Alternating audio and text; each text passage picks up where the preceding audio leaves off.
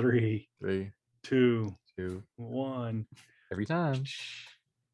Snow How? snap. Snow How? snap. Got it.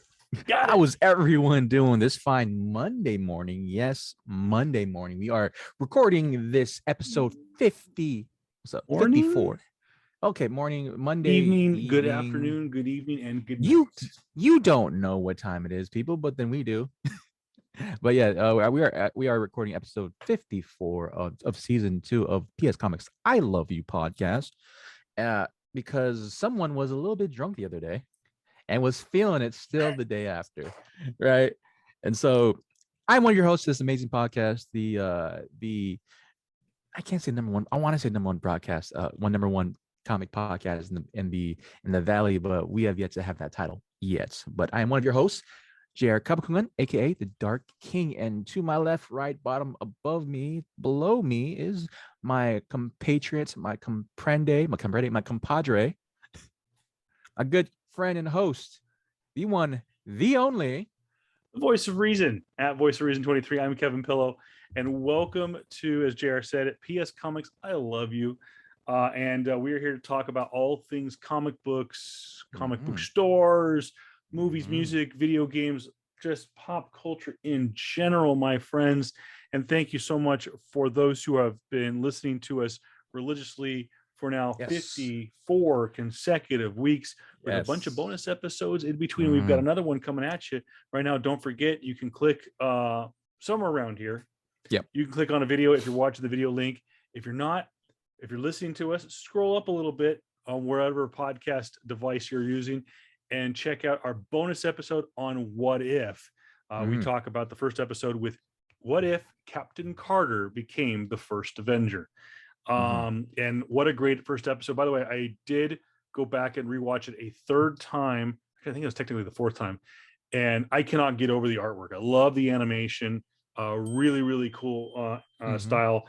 I know that, JR, you being the resident anime fan, that I know you were pretty stoked about that. So yeah. If you want a full review on it, check it out. The video is online now on our YouTube channel. If you're listening to us on your audio podcast, if you're listening if you're watching us on YouTube and you can't just find a way to sit in front of your TV for an hour or so, then pop it into your whatever you listen to your podcast on. So yeah, we're gonna get right into this episode 2 of season 2, or as you're chronologically, because whenever we get to that historical 100th episode, we have to cut a cake or something. I don't know, but no, we are episode 54 overall, season 2, episode 2.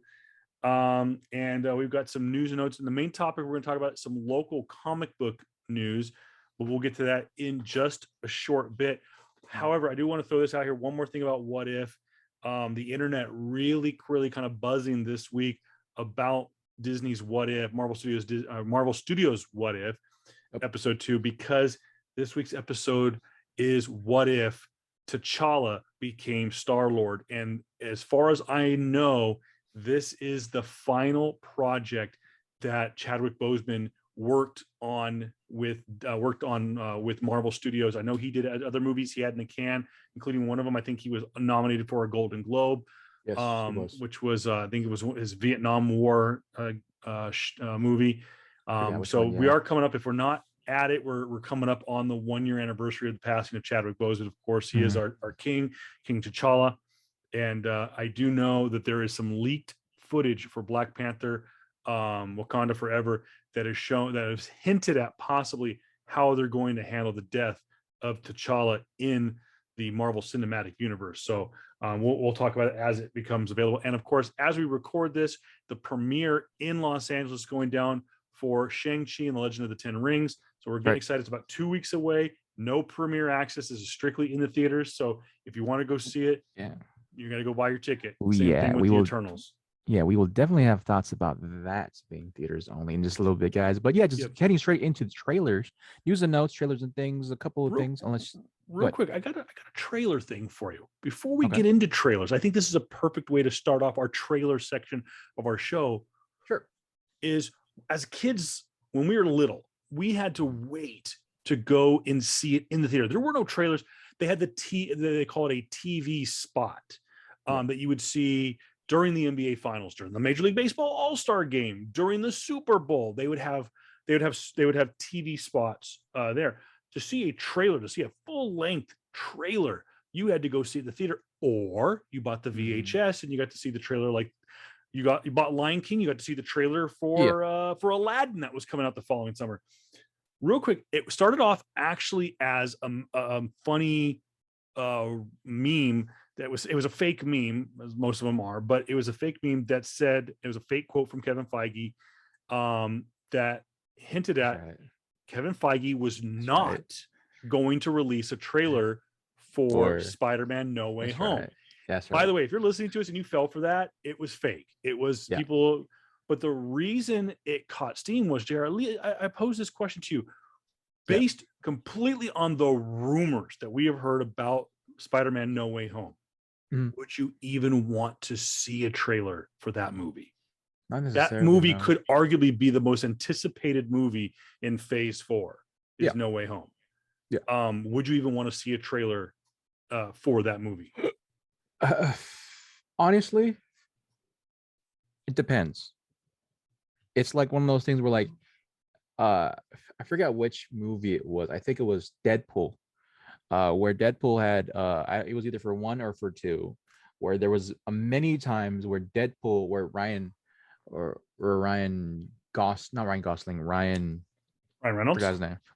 right?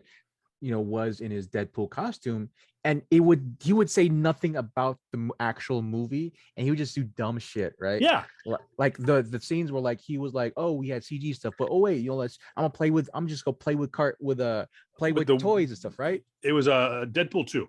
Yeah, Deadpool 2, right? And it did show a little bit of the movie, right? But like just making fun of himself, like freaking Cable with like the green screen arm and stuff, right? And I wouldn't mind that type of trailer, right? Have fun with it. Yeah, let's just have like when they originally announced the have Ryan Reynolds as Deadpool do a fake Spider-Man. That would be hilarious. I mean, that'd be hella meta too. Well, one, we had for those who don't know, we had the recent Ryan Reynolds Deadpool reaction videos of him reacting as Deadpool to Free Guy. He was with Korg. And it was Taika Waititi. Yeah, Taika Waititi, who is in Free Guy. Yeah, so that was hilarious. So I wouldn't mind. Remember when Spider-Man No Way Home first came out, and when they tried to announce the name, right? It was just all three of them, and they had a screen, and they had that bunch of names on the board, right? On the white eraser board, yeah. Yes, I wouldn't mind that type of trailer. Like just them just spitballing, like, oh, who do you think I'll be in the movie, right? And then just like having actors, just random actors from any movie or anything, just come in. Yeah, have like whose movie is going to be this, and like having it be like, here's the casting directors, like have it do like a fake meta, and like have Tom Holland's like, here's the casting director, and have her put like have like Seabiscuit and the Social Network, have movies that wink, have Tobey Maguire, have Andrew Garfield. So let us know in the comment. Let us know in the comments below if you would think, let's do a no trailer. Yeah. Or no trailer at all. Just go like, just have like No Way Home. Dun-na-na. How about just like kind of fuck with everybody and just have like, both have Simu Liu and the cast of Reynolds in your trailer for Spider-Man. I'm down with the Deadpool Spider-Man No Way Home trailer, and just let him, like, dude, I mean, we're talking during the World Series, because I'm thinking what's big events coming between now and in December's release. During the World Series, world premiere, Spider-Man No Way Home trailer. Marvel Studios things, it's playing, you hear the Spider-Man theme, and it's like, hey, I'm Deadpool. And just have him Deadpool just be a total dick. That's what I'm saying, I think dude. it was great. Just be meta. Just be freaking meta about it. I'm so tagging Ryan Reynolds in this post. Exactly, bro. Let's get to, speaking of, because we're fired up now. So let's get to the Raging Fire, the official trailer release starring Donnie Yen, Nicholas Say. Yeah, Nicholas Say. Yeah, it is a movie that is coming out. It came out already. It already came out. I'm sorry. It was this just copy and paste from our previous episode, but it came out this past Friday the 13th, day before my birthday. And Donnie Yen, if I'm not mistaken, JR, this is someone who is near and dear to a lot of nerds. This is an actor who probably played one of the most popular outside of I can't think of the female lead's name actually now out of my head, but one of the most popular characters from Star Wars Rogue One. Yep. But you have got a soft spot for these martial art style films. Obviously, your Asian heritage, but you just love this style. And I grew up on Jackie Chan and watching like all those little movies, Rumble in the Bronx. I can't remember the Super Cop. No, what was it called? Not Super Cup. It was with Cop. Jackie Chan. Yeah, it should be Police Story. Police Story. Maybe that's what it was. Police Story. Yeah. So Donnie Yen, for those who know, he is a absolute freaking legend in the Hong Kong cinema, in Chinese cinema now, and he of course, you probably best known for him for for probably Rogue One, but at the same time, he's also widely known for Ip Man, the Ip Man series, right? Where he's played. He plays the acclaimed and famed master of Bruce Lee, and he was tremendous at that. He has been a long-standing actor in just cinema in general. If I remember him from during, I think, Blade 2, where he was actually the swordsman, the Asian swordsman that had barely had no lines and was killed off screen.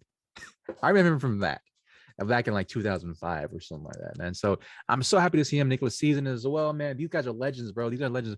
I forgot to put the director's name in there, but he's a very famous Chinese, Hong Kong Chinese director as well, and he's directing this movie. And from the looks of it, I am gonna dig the hell out of this, bro. It looks very visceral. It looks very, it's looking like they're Chinese cinema and Hong Kong cinema are adapting a lot of westernized style into this, but still keeping the Hong Kong full action frame. Everything, every fight, every punch, every kick, every throw is wide on screen, is a wide shot. They don't cut away, and so you still have that type of veracity within the film, while also adding on to the newer John Wick-esque style, gunplay, and volatility and veracity. So I'm absolutely excited about that. Now the next trailer, I'm pretty sure, I don't know if he talked about it. I actually have breaking news. Oh, you do? What's up? Yes, coming from comicbookmovie.com. Literally just posted, Spider-Man No Way Home will get a trailer released next week at CinemaCon, but will not be released to the public. Okay. A tweet that went out by a known someone who's got a damn good track record of leaking information said that there will be a No Way Home trailer screened at CinemaCon next week. Bad news, it will not be available to the public. Again, going back to the moment with the comment we just made a couple of moments ago, I'm down with this. I almost don't want to see a trailer for No Way Home because I want to go in, even if I'm let down in the theater, it's still a Spider-Man movie. It's still you have an idea of what's going to happen.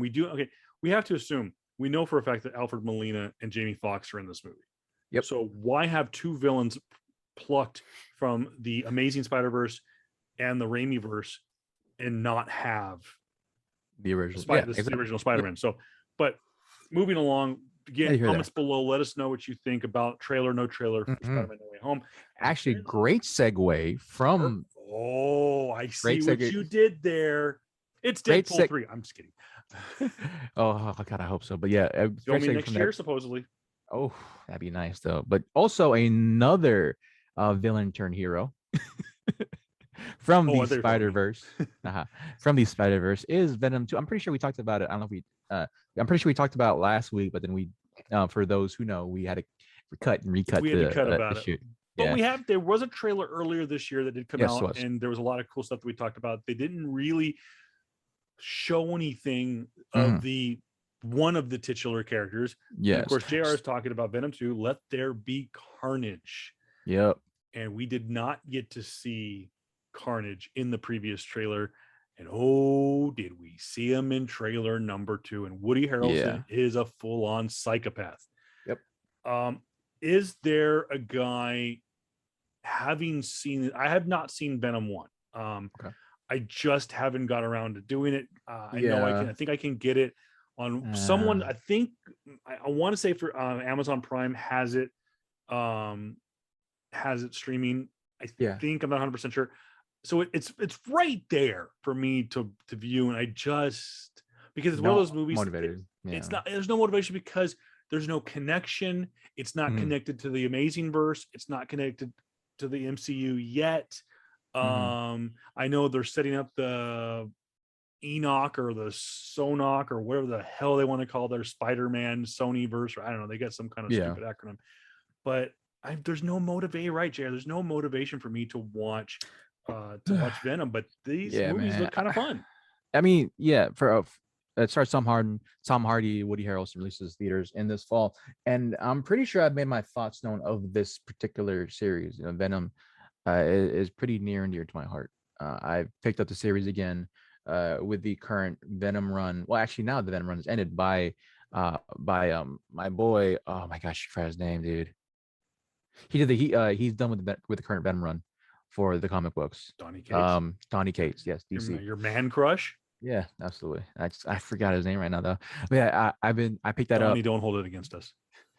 Oh, Donnie, please argue with me when you argue me and tell me how fucking bad I am about remembering names that you come on our podcast. Please, I beg you. But yeah, man, just coming back to Venom, the character of Eddie Brock as Venom, right, and the Venom symbiote with the current run of Venom Marvel right now, just how there's similarities with the comic book as well as the recent movie that came out in the last couple of years. But man, those similarities vary because it's it's a different, distinct Venom, different, very, very, very different Eddie Brock, and their histories are incredibly like. I'm pretty sure I told y'all, man, who one of the writers is and what she wrote before.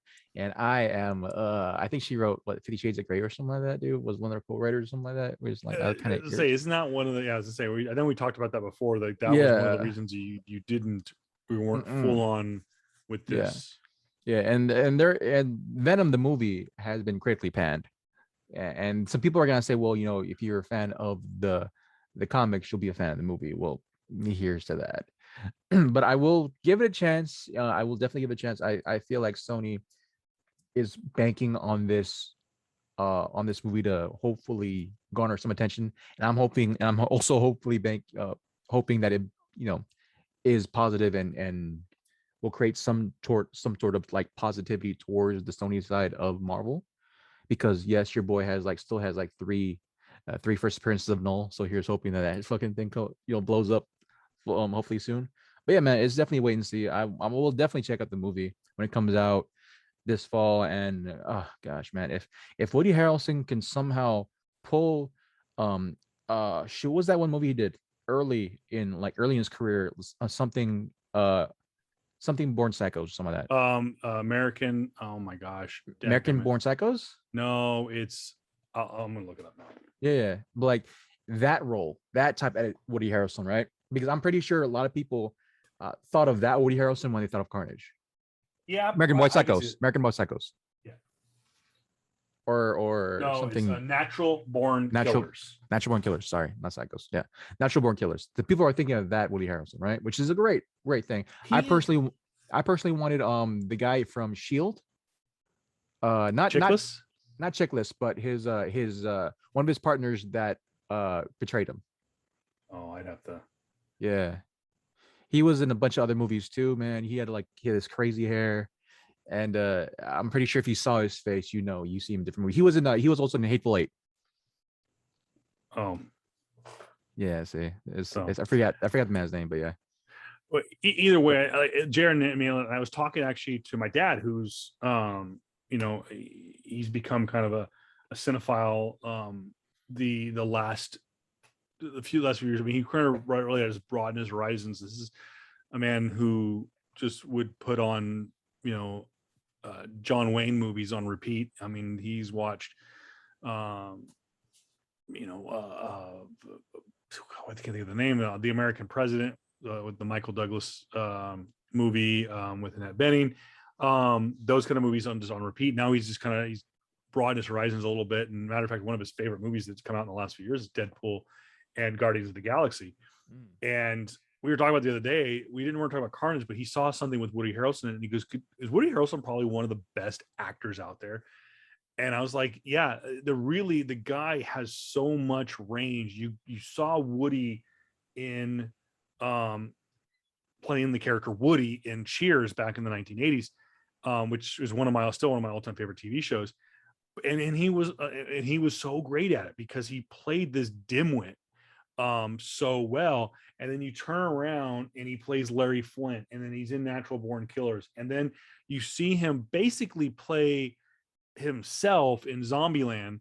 um Absolutely killed, from what I've seen, really and truly absolutely killed alongside Matthew McConaughey rather, in True Detective, which was so funny to see two huge names like Woody Harrelson and Matthew McConaughey do a TV show, which you don't do, whether it's for HBO, Showtime, or for NBC. You don't see movie stars go back to TV. And we're saying a little bit now with streaming that TV shows are a little different, but my Yeah. God, Woody Harrelson is so good. Yeah. I was thinking of Walton Goggins to possibly be him. That's He was in Hateful Eight, he was in American Ultra, he was in Maze Runner, Ant-Man the Wasp, Sonny Birch. yes, Sonny Birch. I was just watching him Yeah. and the Wasp the other day. So good, Yeah. by the way. Yeah. So like, yeah, he was also possibly my pick to be Cletus. But granted, Woody Harrelson is a great choice. Regardless, Woody Harrelson is a great freaking choice. So it's always good to have him in the bag for a movie to play a crazed psychopath that looking like he drinks blood. So it's again very different from.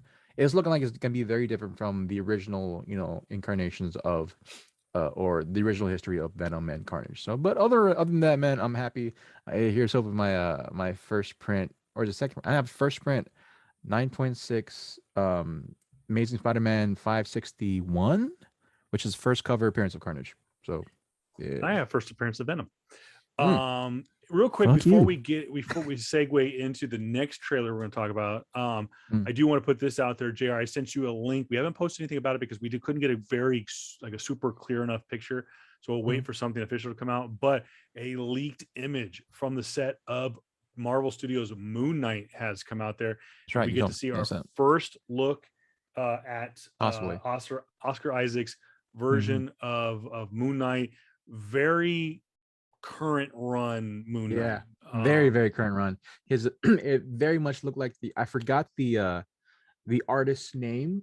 He's a very well renowned artist, right? That does a lot of these stylized art pieces, right? That look very gritty. That look very like the musculature. You see like even in all of that costume, right, and all that fabric, you see like the musculature and curves of like his muscle, right? I forgot the artist's name. I collect a lot of his freaking books, but I forget his name escapes me at the moment. But it just looked like he just ripped it out from that, right? If I can just find his name, dude, I will. But yeah, just that. If that is any inclination of what the possible Disney Plus show is gonna look like, oh good God, am I freaking excited, bro? I am so excited, bro. David Finch. David Finch. Thank you very much. And yes. If we can get a clear enough photo, we'll put it on our Instagram page at PS Comics. I love you. But like JR said, it's a very I call like a natural suit. There's no built-in muscles and stuff like that. And I know that they're kind of going away from that. They're almost asking their actors to be in kind of Thor shape. Hey, real quick, one more note before we get to the next trailer, and we already kind of talked about the actor and the movie. Disney has released, and I sent this to JR, and I forgot I wanted to put those of this in here. Disney has released on Disney via Disney Plus and the Disney Plus app have released the Marvel Cinematic Universe timeline order on their streaming service. You can watch it in phase 1, phase 2, phase 3. And of course, they have phase 3 and phase 4 combined right now, and they have different ways of you to be able to view it. And one of the things that they had kind of organized Disney Plus was to be able to watch it in chronological order. And so they have updated it to include the current Disney Plus exclusive. So I'm going to read you in order real quick. So bear with me. This is the chronological order based on Disney and the Disney Plus app, what the official Marvel Cinematic Universe timeline is. We begin, of course, with Captain America First Avenger, though I think that is going to change with the release of the Eternals. Captain Marvel's 2, then Iron Man 1 and 2, Thor, and then the Avengers. Now, we do know that, of course, that is referred to as Nick Fury's big week, because we know now on there that they don't have, I just realized this, they don't have the Incredible Hulk. Now, of course, the reason being, Incredible Hulk is distributed by Universal, and it's not on this, but Incredible Hulk would be between Iron Man and Iron Man 2. So I'm going to throw it in there. Captain Marvel, Iron Man, Incredible Hulk, Iron Man 2, Thor, the Avengers. Then Thor, Dark World, Iron Man 3, and then Captain America, Winter Soldier, Guardians of the Galaxy Volume 1, Guardians of the Galaxy Volume 2. People are going, wait a minute, really? And go, yes. If you talk to Kevin Feige and James Gunn, those two movies only take about 3 months apart. So, and people go also, then how did Stan Lee know about this? Oh, the one time he was a FedEx driver, because technically Civil War doesn't take place in timeline until a couple more movies. It's because two reasons. Well, actually, no, one reason. James Gunn has come out and said that Stan Lee's character is actually a watcher and he can see through space and time. So just put it out there. Or the more well-renowned one, he's a god, and he's a god. You should keep it that way because it's Stan frigging Lee. Exactly. Age of Ultron, then Ant-Man, Civil War, Black Widow, Black Panther, Doctor Strange, Thor Ragnarok, Ant-Man and the Wasp, Avengers Infinity War, and Avengers Endgame. Then this is where it gets kind of tricky. Loki, then What If. They are saying that What If is canon. WandaVision, and then Falcon and the Winter Soldier. I think they're more kind of happening concurrently. But that is the order that they're saying. Let us know in the comments below what you think about the official Disney, as they call it, the Disney Plus MCU timeline. So with that said, we don't know where the next 3 movies are going to take place, but we're going to find out in less than 3 weeks as we get to see one of the last teaser trailers for Marvel Studios' Shang Chi and the Legend of the Ten Rings. As you mentioned before, stars Simu Liu. You know him from Kim's Convenience. And then, of course, Aquafina, which just played in Raya the Last Dragon, also was in Crazy Rich Asians. And Andy Lau, who is another legend in the Hong Kong / Chinese cinema, who has also been in films with Donnie Yen. So we had this crazy little circle going around because, Annie Lau was circle of life. Absolutely. So Annie Lau, I'm happy that yes, a lot of my legends, a lot of my heroes growing up, and a lot of people that I watched growing up are now in the mainstream of America, right? To a certain extent, right? Donnie Yen being in Rogue One, and Andy Lau now being in a Marvel movie. So great, cool. I'm happy about that. The Shang-Chi Legend 10 Rings, they came out with 2 teaser trailers, teaser. They're basically teaser trailers, 30-second clips, and they showed a longer clip of a clip that is gonna probably be in the movie. I'm not gonna spoil it. I'm not gonna say anything. I'm pretty sure if you saw it, you saw it, so you know what I'm talking about. And so this movie releases again, like my compadre said here, September 3rd, 3 weeks from now. And I think around that time, I'll still be here in California before I actually go to my trip and to Rose City Comic-Con, and as well as Oregon and Vancouver and all that stuff, and Washington, all that stuff. So I'll be there for a little bit, man. Hey, what's the funny thing I found out, Kevin? What's that? Because when I was looking through Shang-Chi Legend of 10 Rings, and more so stunt coordination and a pretty decent revolution and just basically how cinema views fight choreography, right? And how they're trying to make it more of the widescreen, wide angle shots where everyone is in frame. You can see all the movements, right? Funny tidbit. Brett Chen, stunt coordinator for a number of shows, including Warrior, Snowpiercer, Iron Fist, and I think he's nominated for an Emmy for fight category in that too. He was also, he was stunt coordinator for Iron Fist. He alluded to the fact that the Iron Fist star Finn Jones did not want to train for any of his fight scenes in season 1. and that the only time he rehearsed these fight scenes was literally 15 minutes before they had to actually record the fight. Thoughts, my friend? That's not good. I'm pretty sure. I said it somewhere down the line last year or last season, right?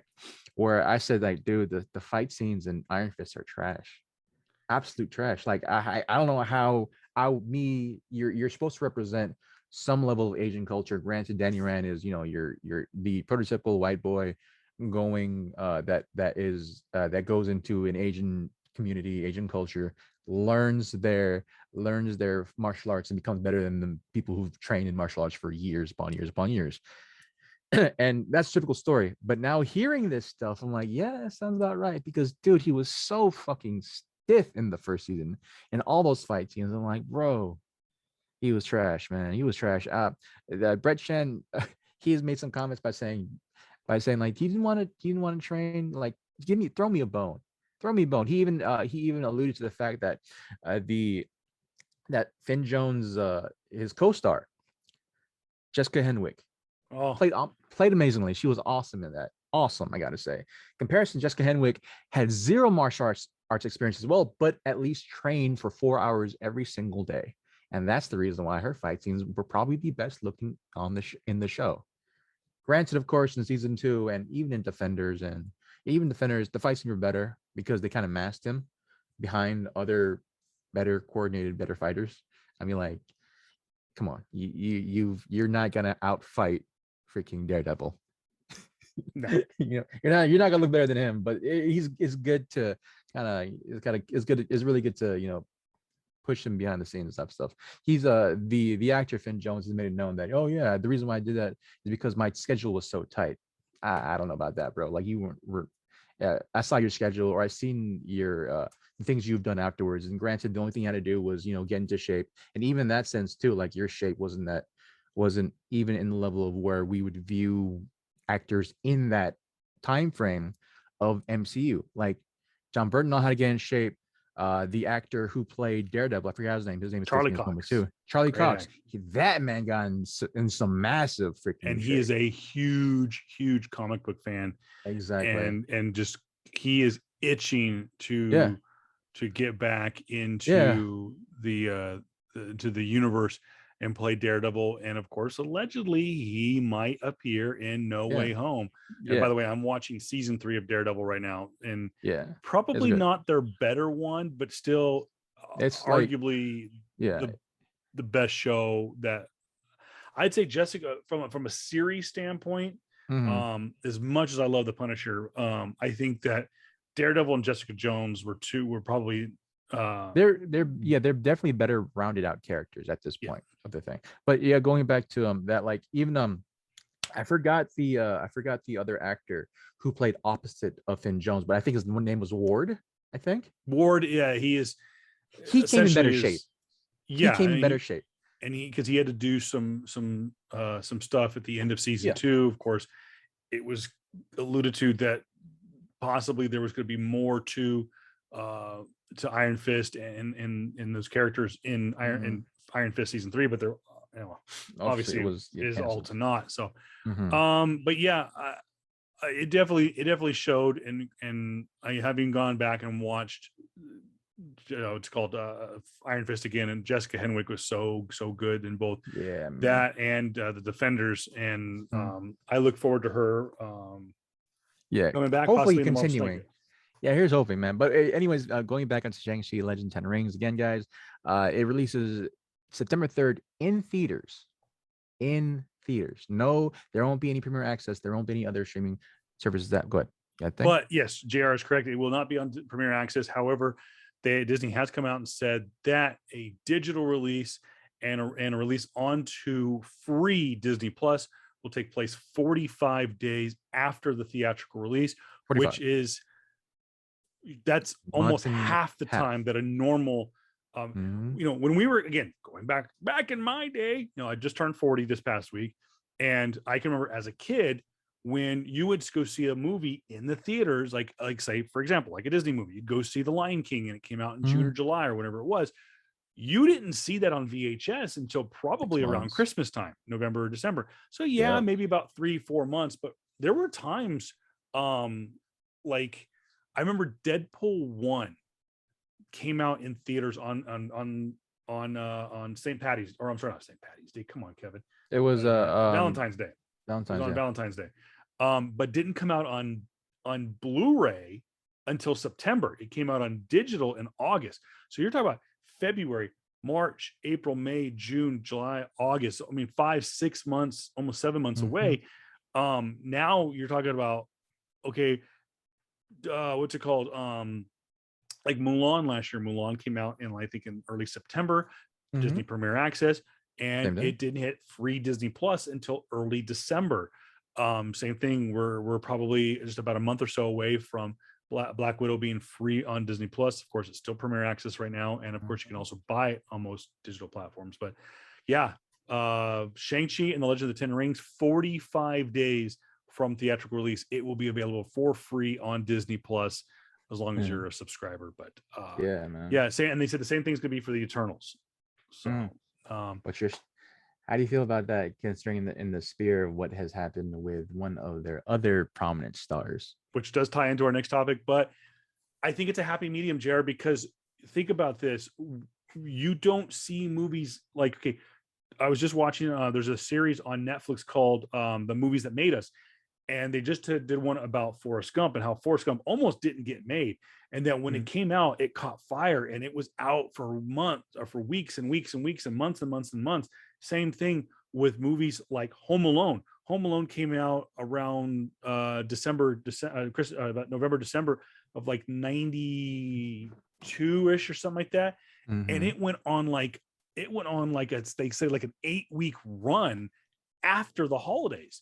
So these movies would stay out for weeks on end. I mean, shoot, Titanic was almost a whole year it was out in theaters.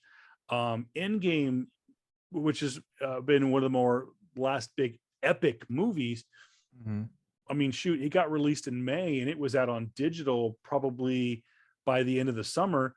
And it just, they don't have the staying power. And I think with the pandemic right now and people not going to the theaters, this was a happy medium. I think that 45 days gives them a chance to make their money back. They're going to make their money back within 2 weeks. And that's why, tying into this current Scarlett Johansson drama, is Scarlett, what really kind of crawled up Scarlett's backside was that the second week bomb. It bombed in the second week. Now it's gone on collectively, has made its money back and some, and she's made a healthy profit on her back end deal. They said they have paid her the 20 million and the back end on the worldwide theatrical release. But it's not the big 600 half a billion, pull that Endgame was. But she was there was reports saying that from her camp that she was if it had a longer release, she was expected to make somewhere in the profit range of 50 million. I heard that if everything went according to plan and she got the percentage on all mediums, she would have made $70 million on this film. So and that is also, like, I think JR, I think that's where you get the 50, that's including the 20. So she would have made 50 on the back end. That's not half bad. That's not Robert Downey Jr. Robert Downey Jr. was paid I think he was given a guarantee, but it came out of the back end. And that was he got paid $200 million to do Infinity War and Endgame. So talk about Scarlett Johansson. Obviously there was the big kind of new ScarJo, respect ScarJo hashtag, whatever it was. There was a bunch of them. Emma Stone, who was one of her compatriots in this quote lawsuit against Disney, has signed with Disney to play Cruella de Vil in the Cruella sequel. As we're on the flip side, nothing's been made official. Scarlett Johansson has been fired by Disney again. This time it was her Tower of Terror and other unannounced projects that have been canceled.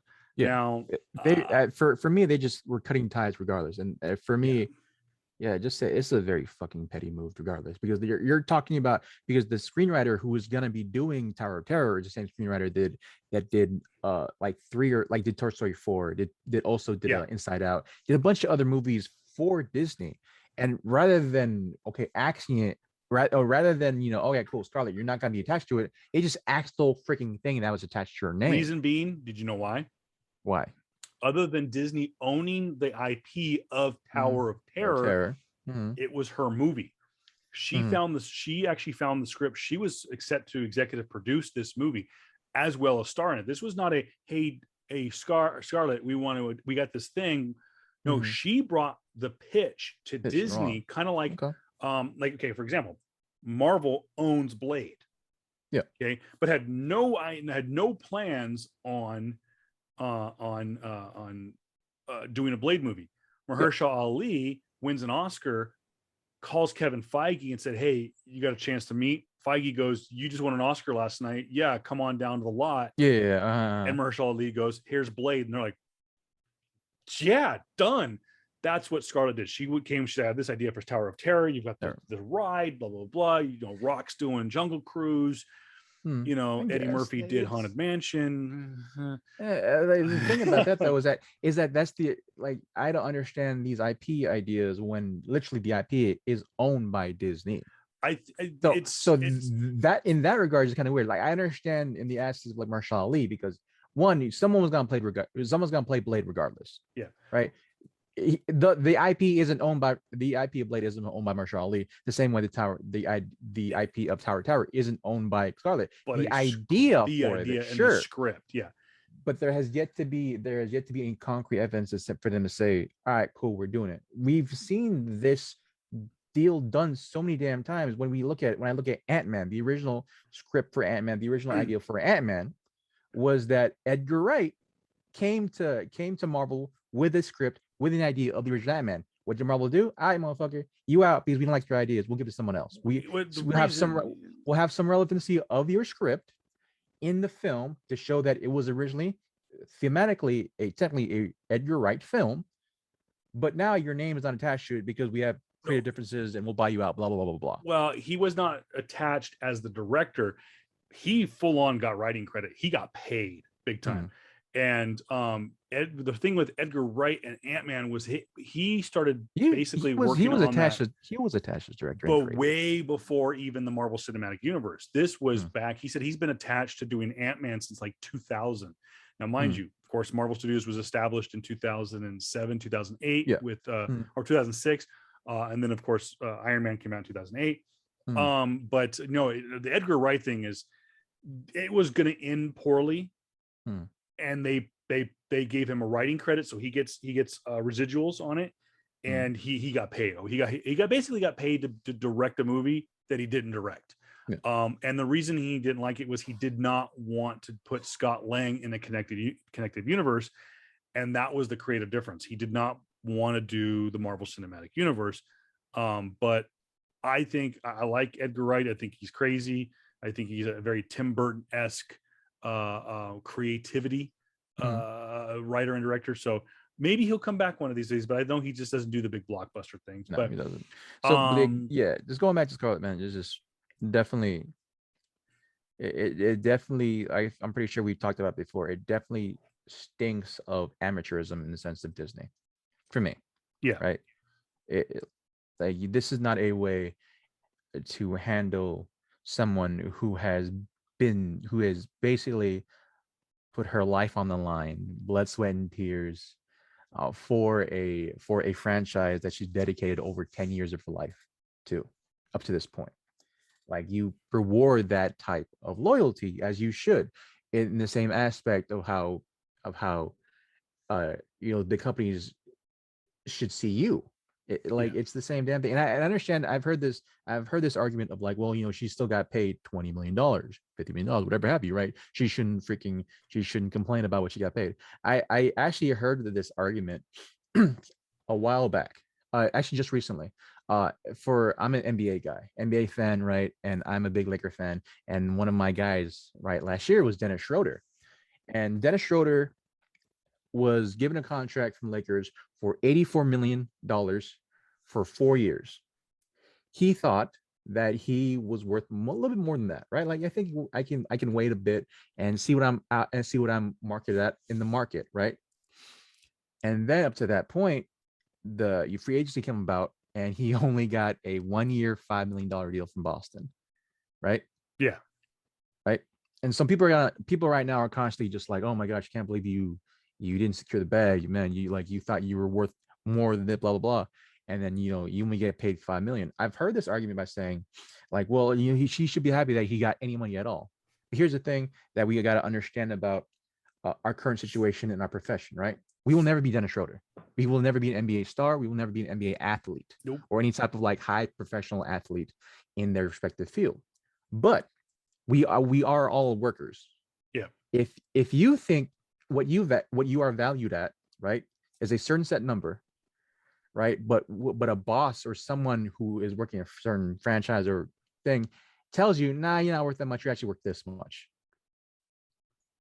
You're not worth your 100 million. You're only worth your 5 million. You're not worth your $100,000 a year. You're only worth actually $50,000 a year, type of thing, right? Yeah. In our comparisons, right? So when people look at Scarlett, they think of the money, right? Like, oh, that's a huge money, because I will never get that type of money. Nope. I'll be grateful to have anywhere near that, but it's more so the asset of like, all right, cool. Then you work a job, you put 40, 50, 60 hours a weekend, and you are getting paid anywhere between $150,000 to $200,000 a year. Good money, really good money in today's day and age, right? But your boss looks at you and goes, you know what? You're not really worth that much. We have a new thing. So you're only worth 100,000 to 80 to $100,000 a year. Are you taking that? How is your self-worth now? Because on principle, this is all it is. On principle, Scarlett is worth this much because of the value she brings to the brand that she is bled for, that she's sweated for, that she's cried for, that she sheds tears for over 10 to 11 years. Yeah. This is my point. It's not about the money. It's about the principle. You are worth that fucking much, because especially of how much effort you put into it. And the only people that are profiting off of it now are the people profiting it. That are literally off of it, that are literally billionaires in this regard, multi-billionaires. And so like, it's a very amateurish move. Bob Iger should have fucking stayed on until he gave it away to freaking Kevin, to Feige. Period. Yeah. Why the fuck would you give a guy? Why the fuck would you give literally the keys to the kingdom to a guy who only runs theme parks? When your biggest, bang for your buck, the thing that's been kind of right now, kind of helping you go through the pandemic, was your MCU films. Yeah. Was your merchandising in Marvel. And so like that to me shows a discredit of loyalty on this end. That's why I'm always backing Scarlett. You know your value, you know your worth. Yeah, you people will say, oh, she's not worth $100 million. Motherfucker, you ain't worth your paycheck either. Let's just keep it a stack then, dude. Are you worth what you're getting paid for then? If you think so, yes, I'm pretty sure your boss will say no. And have that argument with him. Yeah. Or her. So that's my thing. But yeah, and also I think Emma Stone signing on for Cruella is a big PR move. Oh yeah. They saw this whole thing, like saying, no, we need some good PR for ourselves because Hollywood is trashing us right now. And we need to have the SAG, Screen Actors Guild, and all of them kind of backing us right now, because we want to have more movies with this. We want to keep Haley fucking Steinfeld, right? We want to keep Florence Pugh. So yeah, we should do something nice and some shit. Again, I'm pretty sure that they're gonna figure all this shit out. I'm pretty sure Scott might come back. I will say this though, is in a lot of the readings that I've done, and not just from people with bias, is that in comparison to Emma Stone, Scarlett Johansson is very difficult to deal with. And I know with her being a double Oscar nominee last year, ego gets a little ahead of yourself. I know that she clashed with Brie Larson. And I know that Brie probably brings out a lot of that on her own. Mm-hmm. But yeah, that there was I know that she's got a bit of a diva complex, but we're nobody's talking about a movie star, so we'll just leave it at that. We'll say this, that Scarlett's moving on. Though she's losing on Tower of Terror, which actually might in the long run. I don't care how good the script is. It's a movie about the freaking Tower of Terror. The Dwayne Johnson's Jungle Cruise, which by the way, he also executive produced alongside his ex-wife Danny Garcia. I believe, if I'm not mistaken, also brought that idea to Disney. They originally were doing, they were going to do a Magic Kingdom universe before the Marvel Cinematic Universe that was going to include a Matterhorn movie, a Big Thunder Mountain movie. Of course, they did the Haunted Mansion. Jungle Cruise has been in turnaround for god dang almost a decade and a half, and they just couldn't find the right script and the director. And Dwayne Johnson finally brought the right script and director. I will say this also: if you guys are looking for something cool to watch on Disney Plus, watch Behind the Attractions, which is also executive produced by Dwayne Johnson, his wife, and written by Brian Gewirtz, former Raw WWE Raw writer, by the way. That was kind of cool. It's really cool to kind of really neat the history behind some of the rides and how they kind of the tricks of the trade a little bit. So if you're looking for some fun watch, Scarlett is going to be in another Wes Anderson film with an ensemble cast featuring Adrian Brody, Tilda Swinton, Bill Murray, Margot Robbie, and Tom Hanks. Oh, that'll be interesting. Tom Hanks in a Wes Anderson movie. And of course, we mentioned Emma Stone has signed on allegedly to do the Cruella sequel. As JR mentioned, most likely a PR stunt by Disney to try to save some face to keep some of their lead female actresses on the payroll. So with that said, my friend, our news and notes are finally done. One last thing to talk about in the news and notes was this past weekend was Free Comic Book Day, and segue right into our main topic about local comic book stores and the way they are running their price points. But really quick, shout out to Desert Oasis Comics, Comic Asylum, and Interstellar. Three great outings of Free Comic Book Day. If you go to Free Comic Book Day on Facebook, their main page, the organization that runs this day, is taking photos on their Facebook page. Just find, I think it was the post, I think it was earlier today. You can submit photos to their in the comments about stuff that you did at your Free Comic Book Day. There's a lot of cool stuff. There were a lot of cosplay events. There was wrestling events, which was kind of neat. There were some celebrity sightings and celebrity signings. I think there was some autograph signings. So, and of course, our own Drew Yeager made an appearance at the Asylum, and I've got 2 commissions that he is working on for me right now on Batman United. No, was it Batman Untold Stories? What was it? What's the new one that just came out? I forgot. Actually. Anyways, it's a purple cover. He's going to do a Batman for me. And then also he's speaking of Donnie Cates, he is going to take a blank cover for crossover number 3, and he is going to do his best what if cover for me. So I told him, take your time. I don't need it right away. So we'll have a premiere of that. Plus, speaking of commissions, we have our Flex Pool coming up here in just a couple minutes. Yeah, man. I've got a debut of a new commission that I've had for about a month, and I think JR's seen it, but the rest of you will get to see it for the first time. But let's get into this main topic. We tried to do this topic a couple of weeks ago. Technically didn't work because the computer blew up. This was inspired by a post that I saw by one of my compatriots in the collecting world. I don't want to call him out. Originally we were going to, but no. I don't want to. And he posted a picture that has showed up at multiple different local comic book stores, and that is a sign that more or less says this: price is subject to change between where you find it in a long box and the counter. So if you go through and you find a dime in the rough, like I have many a times at Comic Asylum, I found a gold print foil cover of like New Mutants 98 first appearance of Cable, or whatever. It's 96 or 97, whatever. First appearance of Cable. It's technically a second print, but it's a gold trimmed foil special edition, whatever. It's not a big price book, but it's a $10 wall book. Yeah.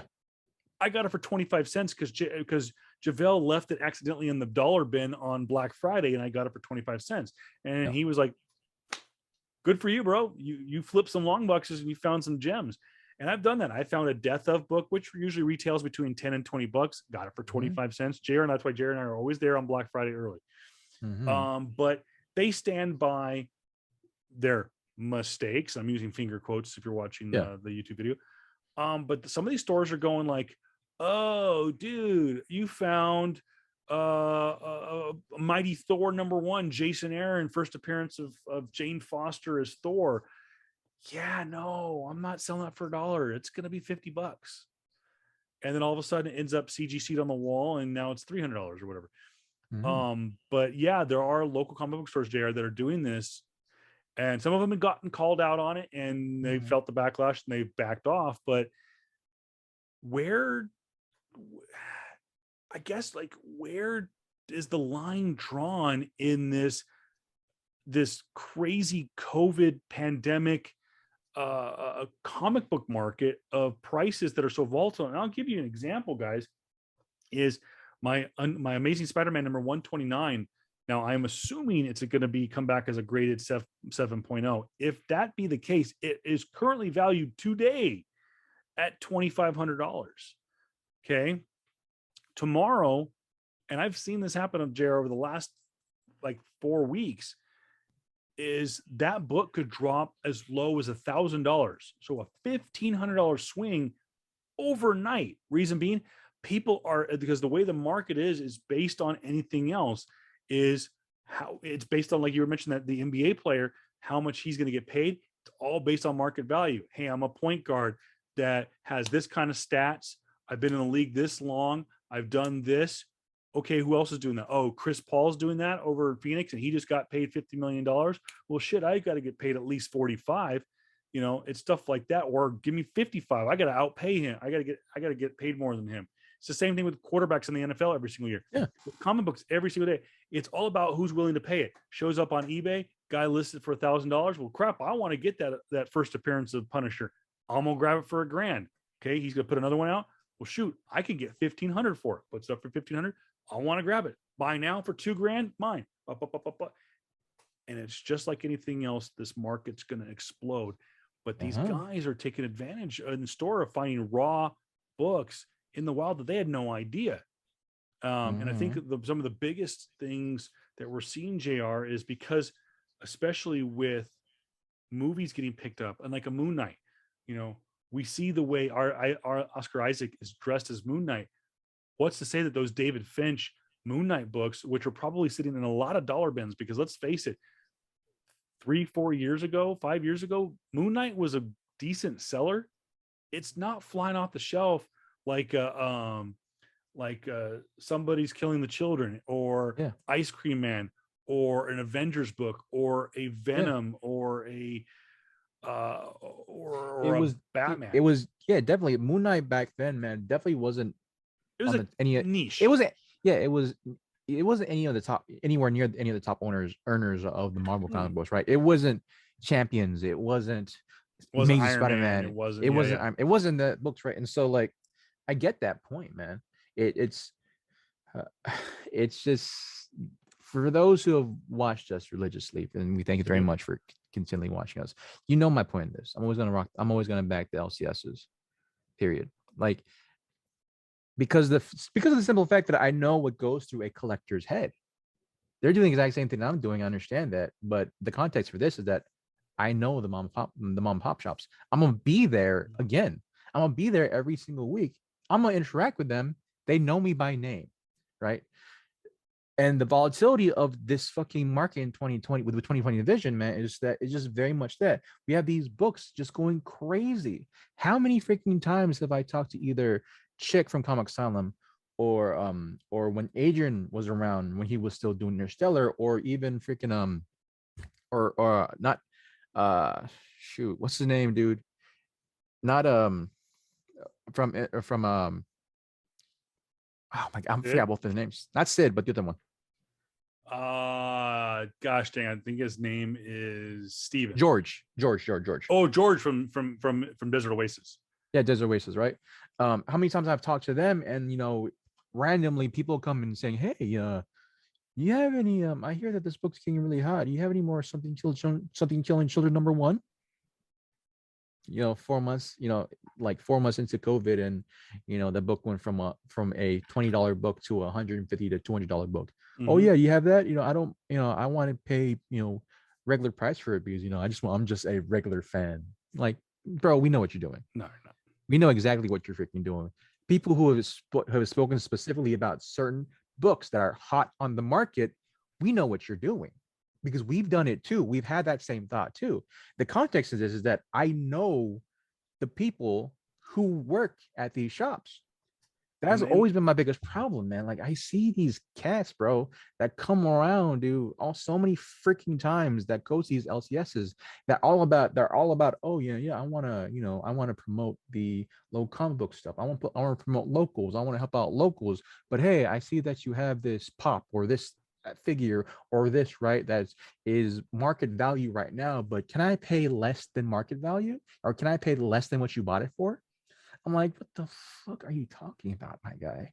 Or this one horror story from a shop, right? I won't say which one, where they've had on multiple occasions this one individual who would just grab a stack of books that had high variance, that had single certain issues pertaining to like first appearance of characters, multiple copies of them, right? Way over $100, put the books all flat on the counter and said, hey, I have $80. How can we make this work?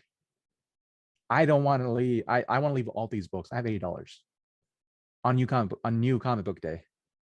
no, I'm like, what the fuck you doing, bro? We know what you're doing, bro.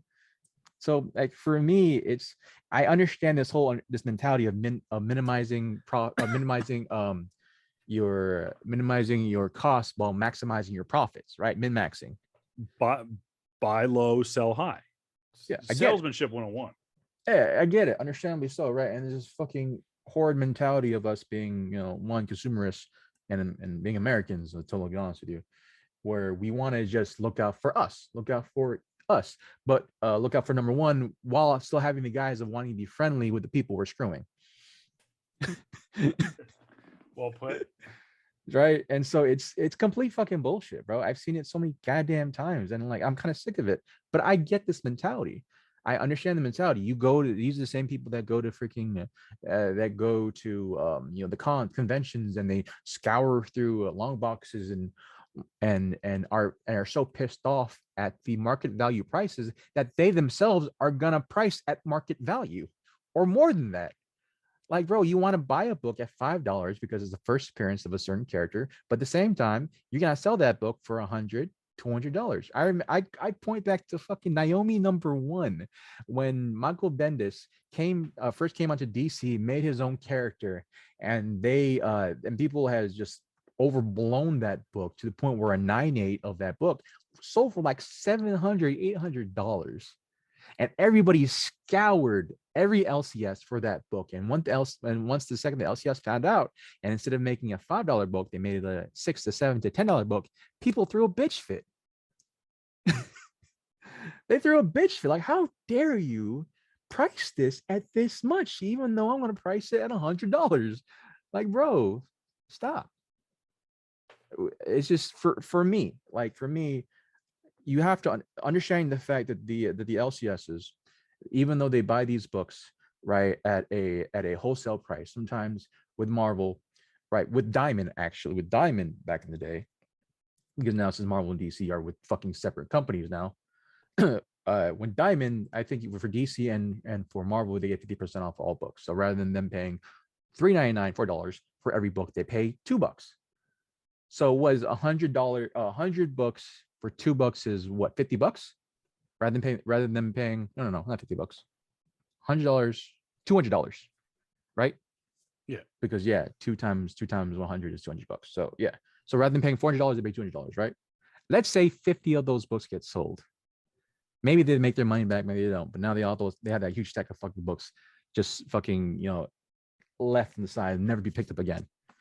Because I had the same argument about the high variant market and how volatile that fucking thing is. And that's what's causing a lot of this problem, Jared, is you nailed it right there on the head, is what Jared's talking about, is these books look at when the and don't blame the local comic book store on this, is you look at a high variant, like, and I'll use, for example, a little bit, I have a couple of books that are 1 in 10s, 1 in 50s. Okay. Yeah. The reason they're a 1 in 10 is exactly what it is. So let's say it's just for lack of a better term, for example, Ninja Turtles, whatever. What's it called? Last Ronin. Okay, Last Ronin #5. Okay, you have cover A, main cover. It's the main book of the book.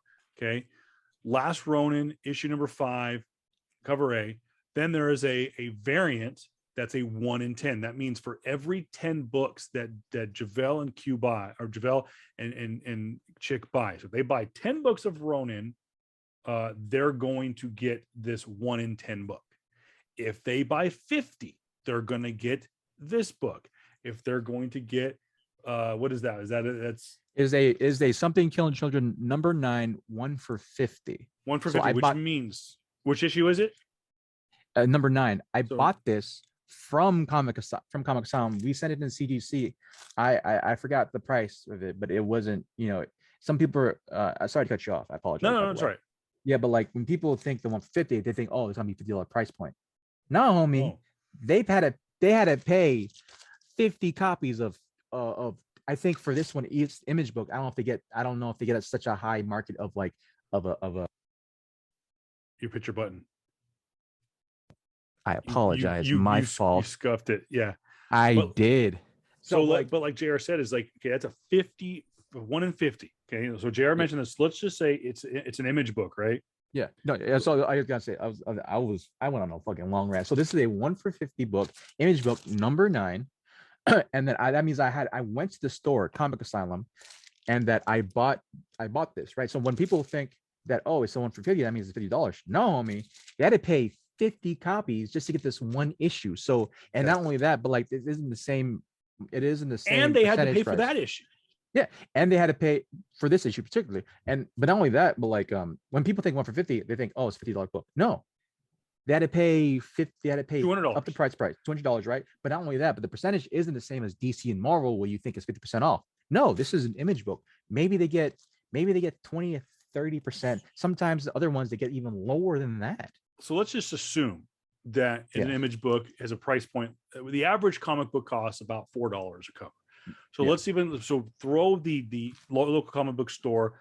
Let's just and they're paying less. So this is based on a $4 cover price, is $200 for 50 books plus that one. So a little over $200. Yeah, they might get a discount on maybe not. Maybe they do, maybe they don't. Yeah. So let's give them the benefit of the doubt that they do get a 50% discount on these books by buying them from Diamond. Okay, that's still $100. They're sitting on $100 worth of books. Okay, how many pool members does this chick have?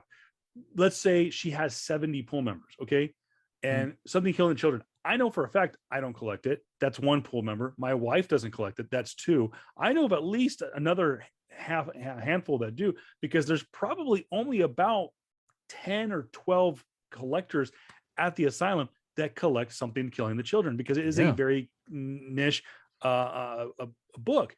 So but they know they're going to sell to JR, to Candace, to Mr. Z, to Drew Yeager, to an Edwin or whatever. All these people, all these guys, they're going to sell a virgin variant. They're going to sell a 1 in 50. They're going to sell a 1 in 25. They might sell a 1 in 100, and they may sell.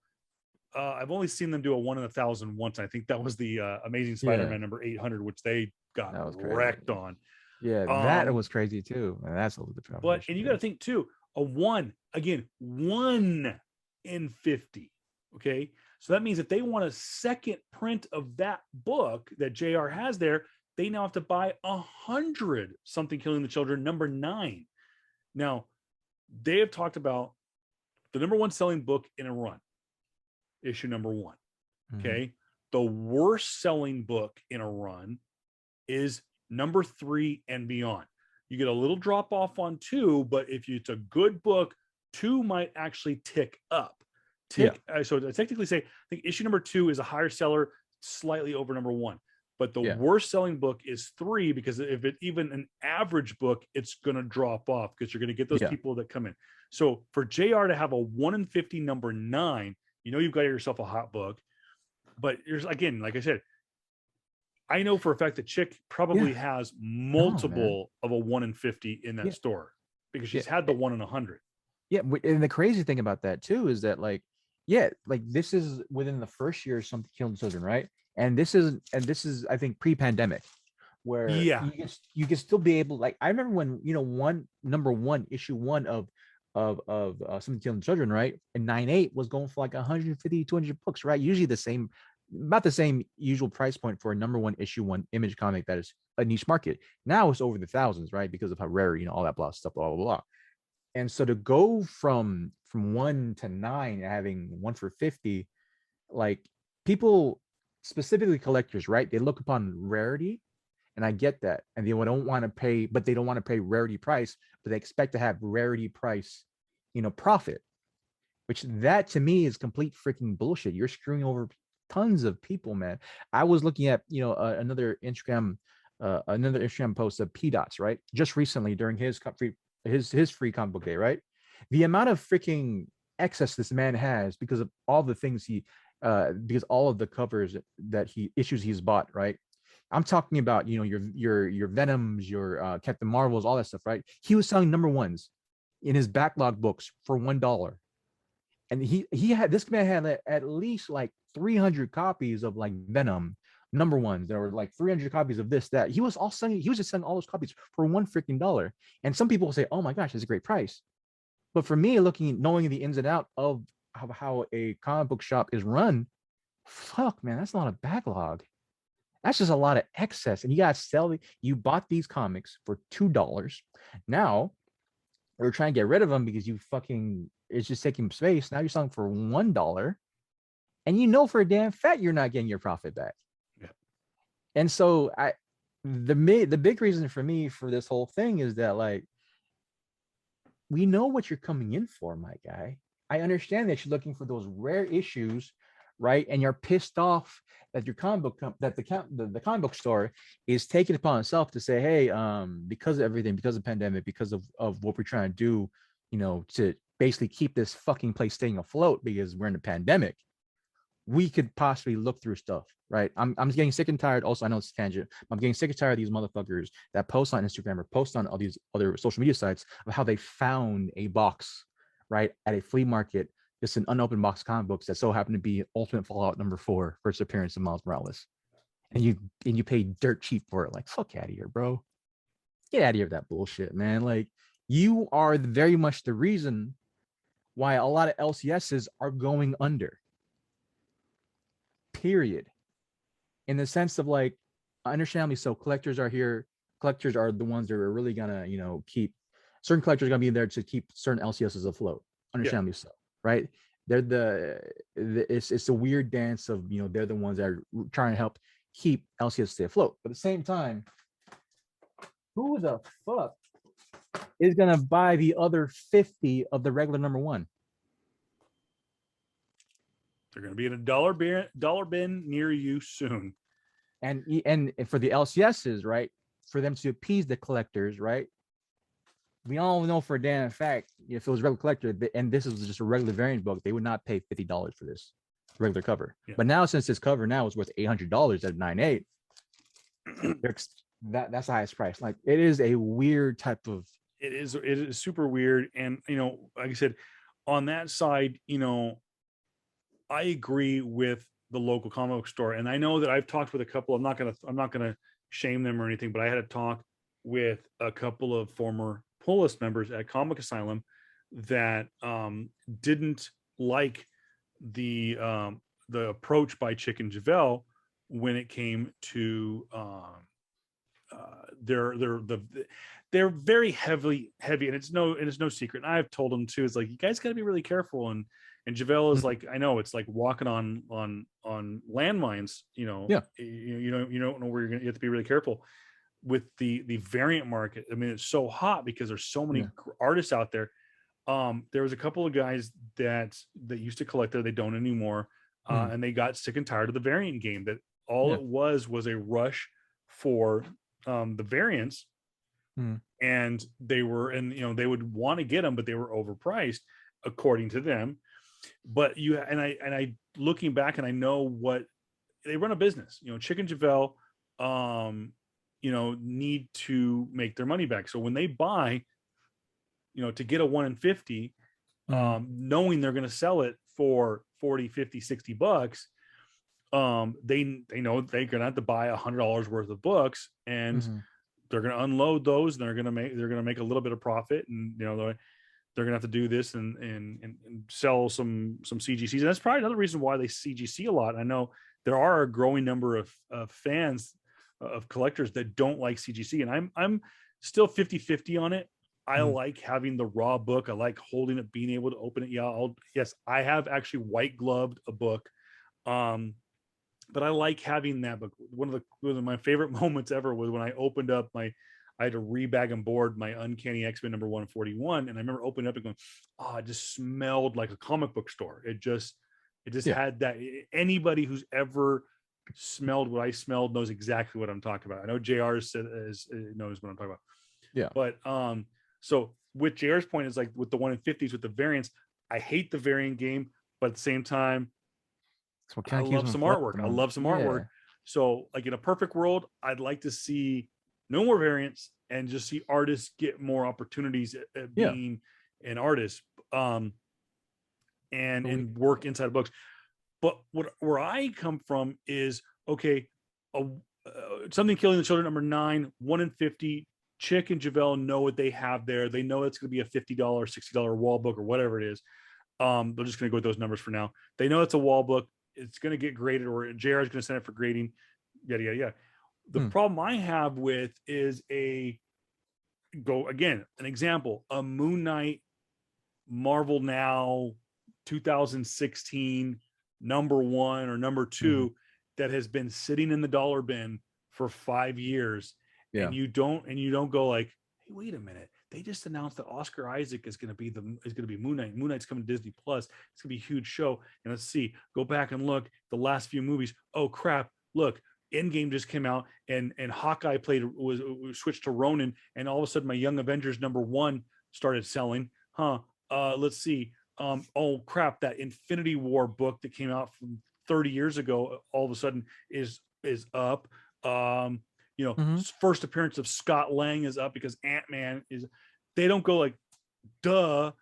Go grab those Moon Knight books out of or first appearance books, because look, obviously with Jane Foster going to be Thor in Love and Thunder, it's not just a first appearance of Jane Foster that's selling. It's not just the first appearance of Thor that's selling. It's not the first appearance of what's his name, the God Butcher. What's his name? Grodd. No, not Grodd. Yeah. Well, Gore the God Butcher. Gore the God Butcher. It was who made his debut some time ago. Yeah. It's not these guys, but it is the Jason Aaron Mighty Thor run that went from being. And I talked with Chevelle about this too. And he even recognized that's why he grabbed the books off the shelf. And priced them accordingly, because 5 years ago, 6-7 years ago, whatever it was, when Jason Aaron first started writing Thor and Mighty Thor, they were freaking good books. They were a wall book without the damn movie. Jason Aaron's best writing is in those 2 series. They're phenomenal, and I cannot rave about them enough. Now you have Natalie Portman coming back to reprise Jane Foster. She's gonna get the hammer. She's gonna go full arm day, and she's gonna be the Mighty Thor. And all of a sudden, Mighty Thor number 1, which I paid cover price for, went to $100. And when the movie comes out, it's gonna go through the freaking roof. But Javelle did the right thing. He went and got it off the shelf and priced it accordingly. And then when the movie was announced, he actually took them completely off the floor and didn't know what to do with them, because they're good books as it is. And Jason Aaron's a hot writer. So you're going to sell this book, not only on the name, not only on the writer, not only on some of the artwork too, which was really great, but you're going to sell it on the fact that now Jane Foster as the Mighty Thor is going to be coming out in Love and Thunder. And so he didn't know what to do with it. And so he put him back on the shelf, priced accordingly, which is, like I said, I think number 1 Mighty Thor is going for easily over $100.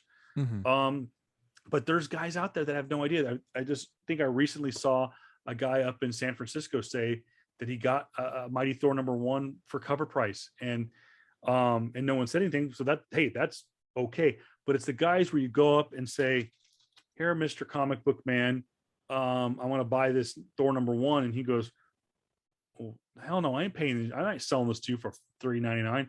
This is $100. You know, you go into any other store. I'll tell this story real quick, and I'm sorry, JR. Yeah, we can do it. Yeah. I'm gonna tell this story real quick. I went into a Best Buy. This was Yeah. about 8-9 years ago. Hmm. Black Friday, going to Best Buy, and I had just gotten an iPad, and I was watching movies and stuff like that on it, and I was disrupting my family. So I said, I need a pair of headphones. We were down in Oceanside. So I run over while we were out shopping on Black Friday.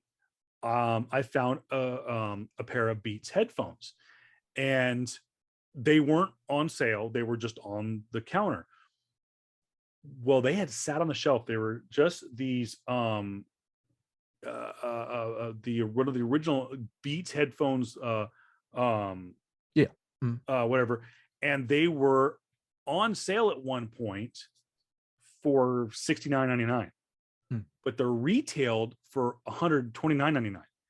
Yeah. And they still had them marked for $69.99. So I went up and said, hey, and they rung up $129.99. I said, no, you have a mark. And then the guy went over there and said, no, you're right, we have a mismarked price match. I got them for $70 instead of $130.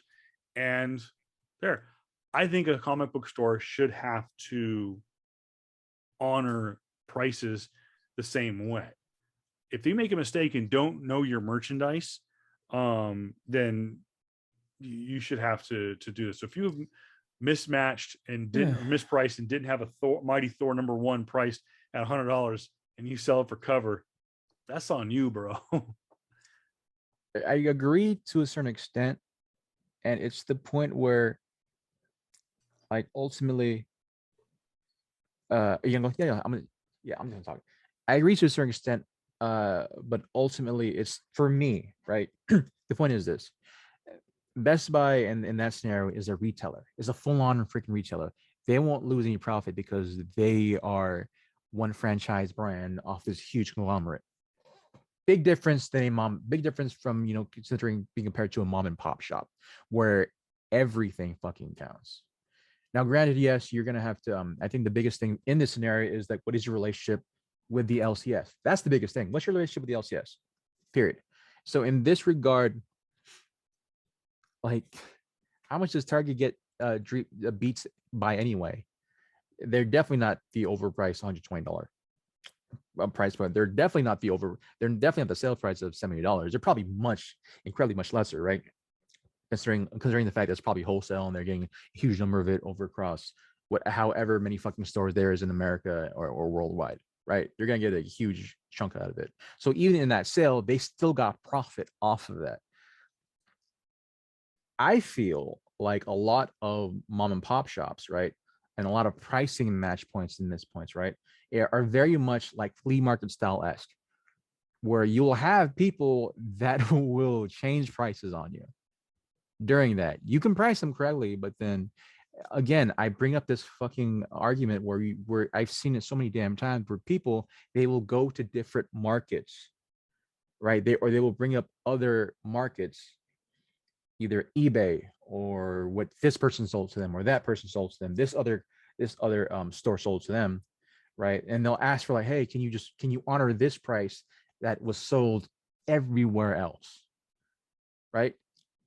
Or in their opinion, everywhere else. To me, that's fucking bullshit, right? That's pricing. That's, you know, that's for me taking off stickers of a cheaper item and putting on the item that you want, type of shit, right? That's how it is to me. Are there comic book shops that do the whole like, oh yeah, let me check up, you know, the price on eBay, right? Instead of you wanting it for $4, I'm gonna price up to 20. Yeah, definitely that is a certain level of dickish move that has to be looked upon. But at the same time, I have to make it clear, like, all right, cool, but is it your LCS? Do you have some level of camaraderie with these people? Do they know you? Do they know you by name? Do you have a pull list there? The reason why I say this is because if you have some level of camaraderie with your LCS, with people, if you interact with people, they should then give you some benefit of the doubt. I know that you left a little bit. You hear me? I can hear you. Sorry. the no, no. struggles of having a home studio, emphasis on the home. You cannot get away from it. So I basically was just brought the example of like just like even in the case like Target or Best Buy, that's a retailer market, period. Retailer market, they're definitely not paying the $120 to $70 price point. They're paying like less than probably $30-$20, right? And having huge profit margin regardless. But I bring up, and I also brought up the point of like, well, I see LCS as more so like, if you're in a flea market type of thing, right? And there will be these people that will take out the price tag from a cheaper thing and put it on the more expensive thing. Oh yeah. And do that, right? My main comparison and my main point of vitriol is that when the people that try to call out these LCSs of doing these price gouging things is, one, do you go there consistently? Exactly. Do you have a pull list with them? Do they know you by name? Because a lot of the times I've seen these examples, it's definitely these roving band of collectors that go from state to state, from comic book to comic book shop, that will try to scour and dig all these long boxes expecting deals when they're gonna be there one day and that's fucking it. Like you want me to roll out the fucking red carpet for you, homie? I'm never gonna see you again. I will Like say, yeah, and Jerry makes a great point. Is that's why, like, when I just made a trip, obviously across country, and on my way through Denver, I visited Mile High Comics. Now, I have befriended the owner of Mile High Comics. Does he know my name by heart? Probably not. Could he go like, "Oh yeah, you're that guy"? He probably does, because I've interacted with him on Facebook multiple times and whatnot. And am I a Denver local? No. Do I have a pull list with him? No. Do I have a pull list with Comics and Tunes? Do I have a pull list with Comics TNT? Do I have a comic? Do I have a pull list with Midtown? Do I have a pull list with do I have a pull list with Desert Oasis or Interstellar? No, I don't. I have a pull list with Asylum. I've had a pull list with them since day one. And no offense to Sid or Steve, I have no intention as of right now to add a pull list to any other place. But I frequent them. I do frequent the same group of comic book stores that I go to outside of the Coachella Valley on a regular basis. If I were in Denver, I would go back to Mile High in a heartbeat. And JR's right. There are guys that go, and I don't fault them, because I went to Mile High, the store that I've only been to once, but would definitely go again. And I'm a fan of the store, and the customer service there was great. Matter of fact, one of my flex pools is my 1 Mile High purchase. And what JR is saying is it's the way you guys, and this is, you know what, I'm going to call you out. No names, but I'm going to call you out. You roving bandits that go from store to store like a locust, plaguing on the amber waves of grain of this country and comic book stores. Is I'm not going to get in the way of you guys making money, capitalism, but it's the dickish attitude that you guys have, the aura of superiority. No, sorry. At the end of the day, yes, Chick is a businesswoman. Javelle is a businessman. And if a guy throws down some cash, you have his attention. But if he knows it's going to be at the detriment of a regular customer, oh hell no.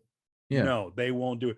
So Mr. Customer who throws down $100 worth of day one Venom #1 books and says, here's $80, make it work. He's going to go stone cold on your ass, give you the double bird and say, there's eBay, go. No, sorry. But so don't. That's my That's don't be a dick. Base. That's the base of my thing. Like, it's the same thing as this. If the people that have these same attributes, right, that call out these comic book shops, right, if your friend, your deep friend, your dearest friend, your family, or if you're yourself, you open up your comic book shop, would you then take those same characters that you have done to other comic book shops, right? Would you hold it against other people for doing it to you? Yeah. Right. And some people will say, well, no, because I will be smart enough to know which books are hot. Oh, really? Would you? Working a full-time job as a comic book shop owner, possibly having kids, right, in the background, maybe having, because it's a fucking comic book shop, mom pop shop, you might be working another job, which some of these other owners are doing in order to sustain a comic book shop, a very niche market as fucking is, right? As Yep. well as all these other things as being an adult. Are you sure you're gonna figure out that this one crazy comic like We Live is now $50, even though 3 or 4 months ago was a $4.99 book? Are you gonna really, and that comic, right? You only got 3 of, because only one of them, right, was from your pull list member that actually was cared about the fucking story or cared that it was a cover from Dustin Nguyen, right? Are you sure about that, motherfucker? Because you have to put yourself in that scenario. Put yourself in these scenarios and understand that from a totalitarian, understand that from a total aspect of it, right? My biggest thing is this: if you have some level of camaraderie with the comic book shops, if they know you by name, if you have freaking had a beer with them, if you freaking exchange beer, if you exchange numbers and like went out to dinner, they bring you food, or you bring them food because they have potlucks and they do the whole freaking corner bash, because like because a corner barbecue, because yeah, it's comic book day, right?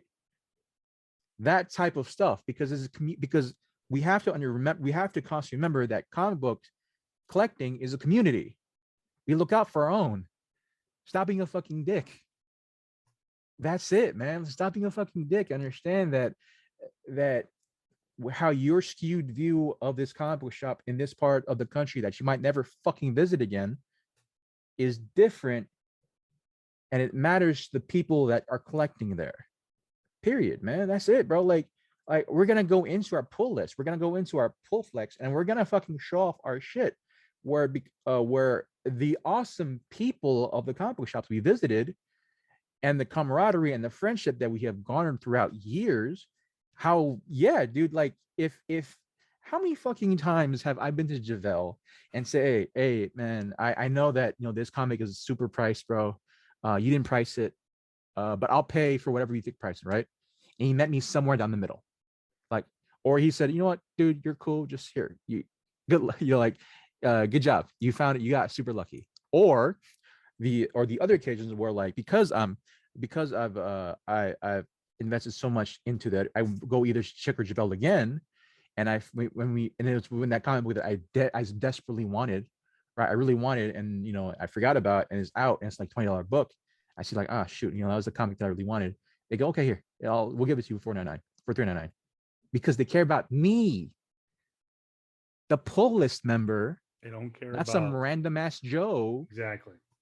and his roving band of misfits. I think I'm gonna have to hashtag that one. Guys, let us know in the comments below what you think about what's going on with the local comic book market. What do you think about the variant game? We'd like to hear from you guys on that. Also, so you can by the way, you can hit us up on Twitter at PS Comics I love the letter U, and of course PS Comics I love you at gmail.com. Let us know what you think about the variant market. We've talked about this multiple times on multiple versions of our collecting episodes. By the way, Yeah, man. this episode on YouTube will be added to the collectors playlist. Yes. So if you go to the playlist section of this YouTube channel, we'll have a collectors playlist, so you can kind of get some ideas about what we stand on collecting. Also, let us know what you think about the pricing market right now. It's kind of a split belief system. Some people believe in the old capitalism. Hey, make as much money as you can any way you can. But some people are like, you can do that and not be a total asshole. But at the same time, okay, it's all based on, okay, is the customer being an asshole? So there's a lot to it. Let us know. Yeah, just if like you're watching on YouTube, in the comments below. If you're listening to us audio way, what to do now. My last thought about it is this, right, man? Like, all right, if you in the spirit of like, no, man, it's customer's always right. Yep. If I find it for $3.99, I'm not gonna be there to support your shop if you're freaking, if you're selling for $20, for $10 or $15, right? Cool. Then don't be surprised then if the comic book shop closes down, or you take advantage of those comic book shops, that instead of them selling it for the market value price that you're selling it at now, that when they close down, that you grow a camaraderie with, don't have, keep that same energy. Yeah. Keep the same energy. Like, what really was your support to them? Honestly, what was really your support to them? You paid $3.99 for a book that now you can mark it out and get $100, $200 if you CGC it, maybe $1,000 with now, right? Like, don't have that whole thing, and don't have that energy of like, continue to have the same energy. Don't be these backtrackers that say, oh man, well, back in my day, my comic book shop, would have guaranteed me this price. Well, that comic book shop closed down now, homie. It was because of you. So keep that same fucking energy, dog. That's my whole thing. If you want to do it, that's on you, bro. Just don't come to my neck of the woods, because if you do that to my people, I'll be in your face about it. I'm that type of person. You don't want to get in. I'm super protective of my people, and the LCSs around my shop are my people. So that's it. That's it.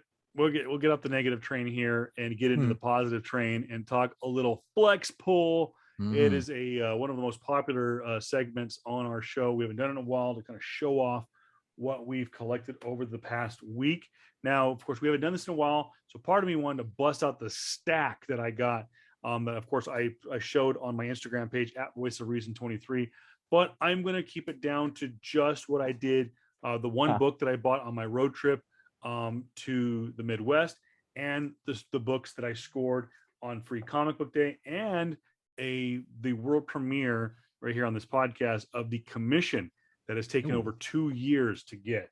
So let's start with what I picked up on the road trip. I made one comic book stop on the road trip, and then, like I said, the aforementioned Mile High Comics in Denver, Colorado.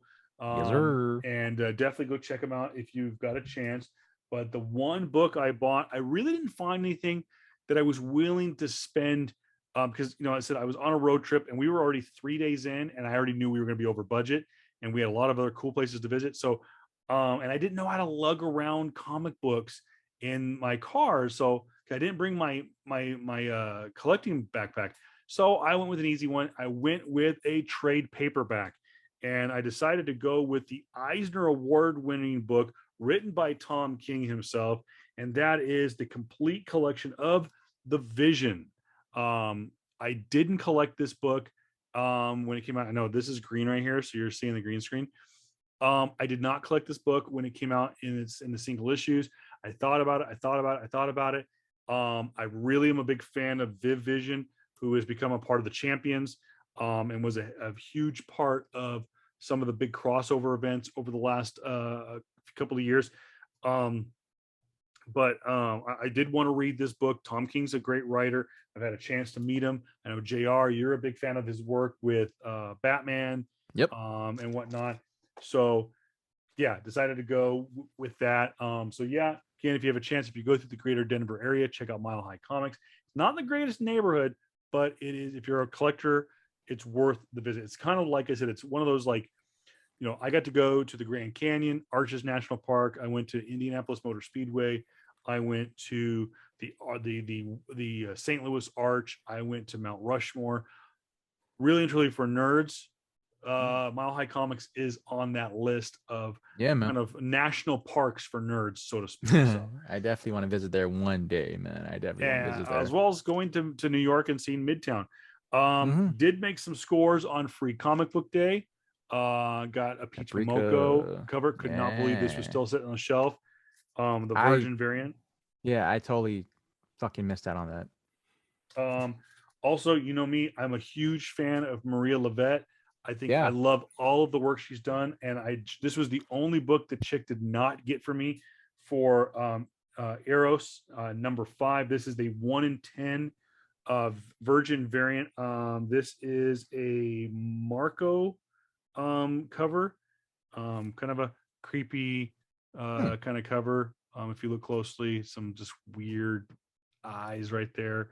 And if you're watching the YouTube channel, you know what I'm talking about. But I'll try to get these posted on my Instagram page. Nice. But I did score this one. I thought I had requested to buy this one.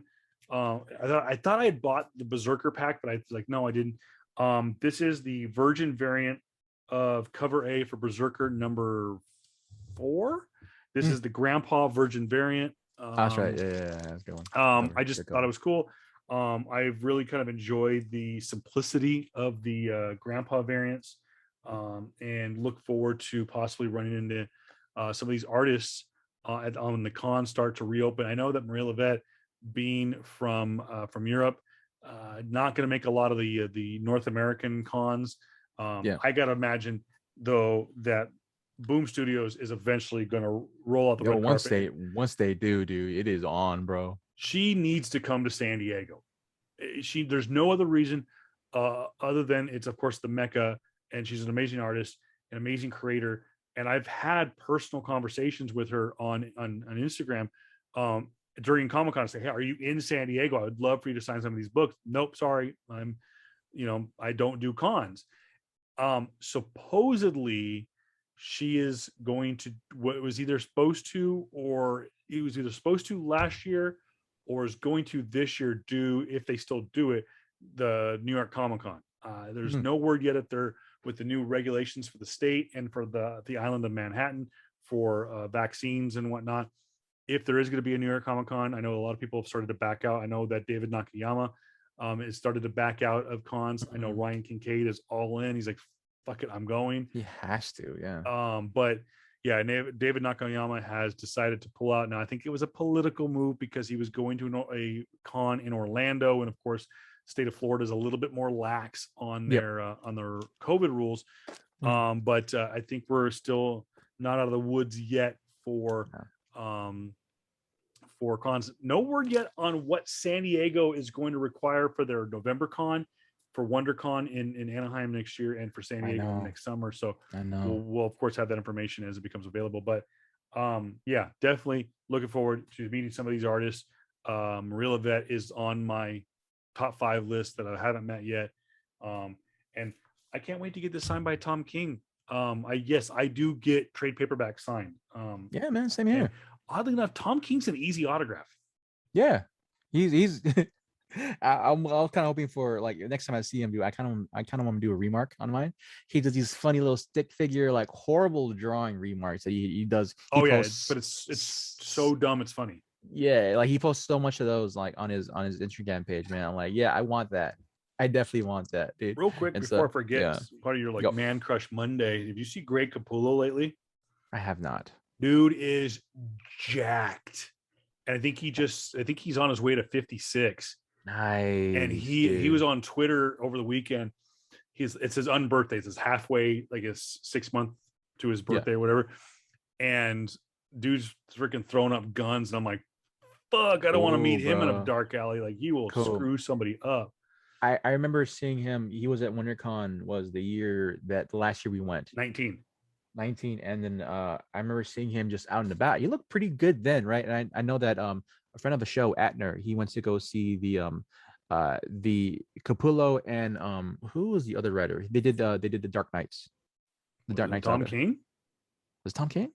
I think it was. I think it was a King and Capullo, wasn't it? The Death Metal? Was it? DC? Was it? I have one. But yeah, the co-artists, the co-producers, writers, the co-creators of that comic book, they had their own panel then, right? And yeah, they were there, and I remember seeing pictures of him. Like, so if he got ripped, bro, he looked good on him, bro. Good on him, man. We need some of these legendary artists and writers, man, to really stay around for a little bit longer as much as they can, bro, and like just continue to do great work on these books. Scott Snyder. There you go. Scott Snyder, Greg Capullo was the writer and penciler on Dark Knight's Death Metal. Basically the whole metal series, basically, for DC. But I do know that Capullo and Tom King, they all all those guys kind of run in the same crew. Yeah, they worked on a bunch of stuff before, so yeah, I'm not surprised at all. So yeah, good on them, man. Just I'm hoping to see just more artists, just more people, would hopefully get some semblance of normal back, pre-pandemic, right? Even in this semi post-pandemic world right now. I definitely want to see what Rose City Comic Con is all about, what it looks like now in comparison to what I went to last time I was there. It's because man, I'm gonna miss it. Rose City Comic Con for quite a while was like one of the bigger shows, right? It was just outside of like your San Diego, your WonderCon, your C2E2s, and your major ones, right? But it was like literally like 1 to 2 steps below those. It's always been on the cusp. Like they've had big guests before for Rose City. They've had they've had Tom Holland there. They had I think the year I went, they had like a bunch of people. They had freaking like a crazy amount of artists, a crazy amount of producers there, a crazy amount of like writers there. And this year it's been pretty sparse because it grants, it's pandemic, but there's still some. They have for this isn't an ad for Rose City Comic Con at all, but like the people that are going is like the cast of The Boys. They're going. So nice. I'm definitely gonna go see them. I'm gonna go try to take a picture of them. I'm trying to go say hi to them. So like stuff like that. So cool. I think Joelle Jones is going too. So I'm so excited for that. I'm pretty sure, but I got to double check. But going on to my let's see the flex pull from. Bro, I bought a lot of stuff. Here's the great thing about being a pool member and just being an LCS, right? Having a LCS around you. Chicken Javelle has always taken care of me. It's been a minute. I'm definitely gonna go see Interstellar again. I'm definitely gonna go see Sid again, right? I'm gonna go say hi to them, pick up whatever I can, support them as well. But man, like for those who know, for Run the Valley, who don't know, who knows, Comic Asylum has a tendency to go crazy with their sales. And this year they did half off nearly everything. Yep. So if it's on the floor, right, and it has a sign that says 50% off, it's 50% off. So all their back issues, majority, if not all their back issues, right, is 50% off. Their new issues are 50% off. There are high variants that are sprawling out in the store, 50% off. They had like three or four short boxes of high variants that were 50% off. Everything that wasn't in glass, right? In glass or behind the counter that legitimate had a price on it weren't 50% off, right? Yep. Statues, of course, freaking CGCs, right? But because Javel's so freaking awesome with me, right? I got this cover, this CGC. This is one of two that I bought. The Miles Morales Spider-Man 9.8 Spider-Man Miles Morales 2013, the variant edition, right? This is going for about $300. Yep. And Javel had it priced for about $285. No, actually, I think maybe $310. Actually, I take that back. I didn't pay anywhere near that. Nowhere near that, because the relationship that I again garnered up with my comic book shop, I said, hey, how much you pay? Is it $310? Like, oh, how much the price is it? Cool, it's this much. How much is on eBay? I look at the latest price. Oh, it sold for like $280, $290. He goes, okay. Okay, I'll give you for this price lower. I said, really? Let me check again. I checked my phone to see if anything lower. I'm just looking, right? And he goes, all right, then you pull my arm. I'll go even lower than that. And he went incredibly lower. I'm not gonna say the full price because I don't want you to quote me to go to him and get a quote for that. But let's say because of the relationship with my LCS that we've garnered throughout the years, he gave me a considerably great price. If you check any of the sales on eBay, I paid nowhere near the lowest sale. Nowhere near it. And I think the lowest sale is still around like 200 and something, 215, 210. I paid nowhere near that. So I'm just saying. It's a good thing to have. It's a good thing to be friends, have, some value with your LCSs. I also bought this too. I'm a big fan. This is Robert Kirkman, Oblivion song. Oh, that's right. I've been collecting his stuff for years. This is the pink signature variant, right? That I have a bunch of like the white signature variant, but there's a certain one of the pink signature variant. So it's decently priced. I picked it up. It was my first purchase. We had a fun talk about where the money was going to after I spent it. He was talking about some other stuff. He was talking about cryptocurrency stuff. So yeah, it was cool. I had a bunch. I'm talking about huge stacks of comics that I completely wiped them out on. That like he was like kind of like, oh my gosh, he did the whole thing like he just like hits his head like, oh my gosh, I wanted to save that book because I wanted one for me, right? So myself, my sister, and some other people, we wiped them out on a lot of stuff. He's like, yes, if it's out there, it's freaking out there. And like he had the whole deal like, oh shit, that's out there. I didn't take that shit out. Fuck. Okay, whatever, fine, right? Like I think the Nightwing, the current second print Nightwing book that came out, right? beautiful cover. He, I guess he didn't get the memo. He didn't give the memo to Chick to say, hey, held at least one or two just for him. All completely white. But then, Cass and I were nice. We gave him a couple. Here, take it. Thank you for everything. All that stuff. Like, thank you. Right. Just stuff like that, dude. And we would have spent way more money if it wasn't half off, dude. I'm talking about we had stacks and stacks of books, which, yes, we do inevitably we're going to hold on to its value. Then maybe someone down the line sell it, right? Because, yes, we're collectors too. But at the same time, this level of commitment is from years of continual business and just camaraderie and friendship with them. It's earned. That's all I'm saying. Earn it. Earn these prices that you expect to get from people, right? And don't try to be nice with people you're screwing. We know what you're doing. But that's just me. So, well, it sounds like we both had a very good day on Free Comic Book Day. And I got drunk, bro. I got drunk. JR got drunk because we were already planning for the 6th anniversary because we missed the big one this year. Well, no, wait. Trying to do the math here. No, it was. We did. The 5th year. Well, they opened up. They opened in 15 20... or 6. No, they opened up in 16. 16, yeah. 16. So 17, 5 years. 19, 20, 21. Okay, it was 5 years this year. Okay. So we did miss the 5-year anniversary this year. We also did miss the 4-year anniversary last year. And of course, traditionally marked by a special pool member event. That is usually a raffle and an auction. And there's a party, and there's usually booze where we get JaVale drunk, and then he does the Oprah. You get a CGC, you get a CGC.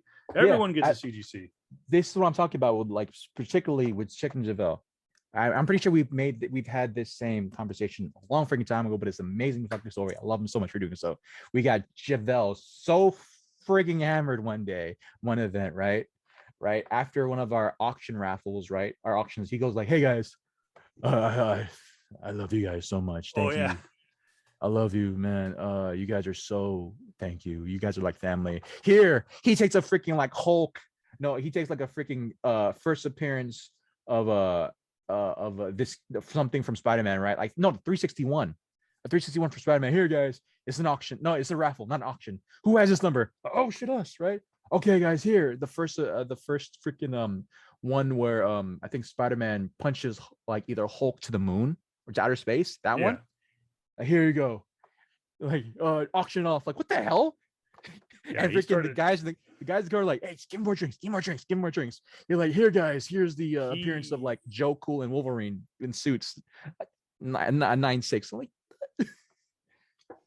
like, again, I sorry to cut you off again, my friend. No, but like this is what happens. Yeah, this is what happens when you build camaraderie with your comic book shop. When you build relationships, you get JaVale drunk. He likes tequila, by the way. Yeah, he does. Oh, which is great.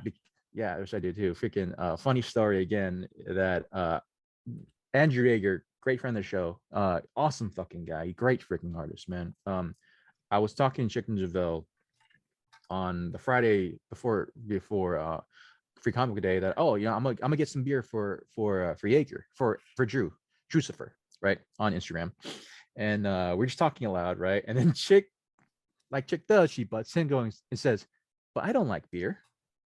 And I look at her like, "But the beer's not for you, it's for Andrew."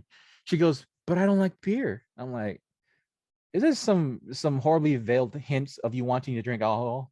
Right in my head, I'm thinking like, all right, whatever. So I go the next day. I go to a grocery store. I pick up beer for Yeager, for me, right? And I'm looking at the cabinet liquor. I'm like, and because of this, again, this camaraderie and friendship that I built with them, I said, you know what? I'll buy her some alcohol. So I bought Patron for the whole store. I brought it to there, showed her it, saying, "Here, drink this with me. We're all drinking it." And so, yeah, I had some shots and I had a beer. And let me tell you, man, it was a great night. I could not record on Sunday, and I apologize, but yeah, it was a great night. Well, we'll end on this. I don't think I've ever officially posted it on any of my social media accounts, but one of the reasons I took the green screen down, for those of you who are watching on YouTube, let me tell the story real quick.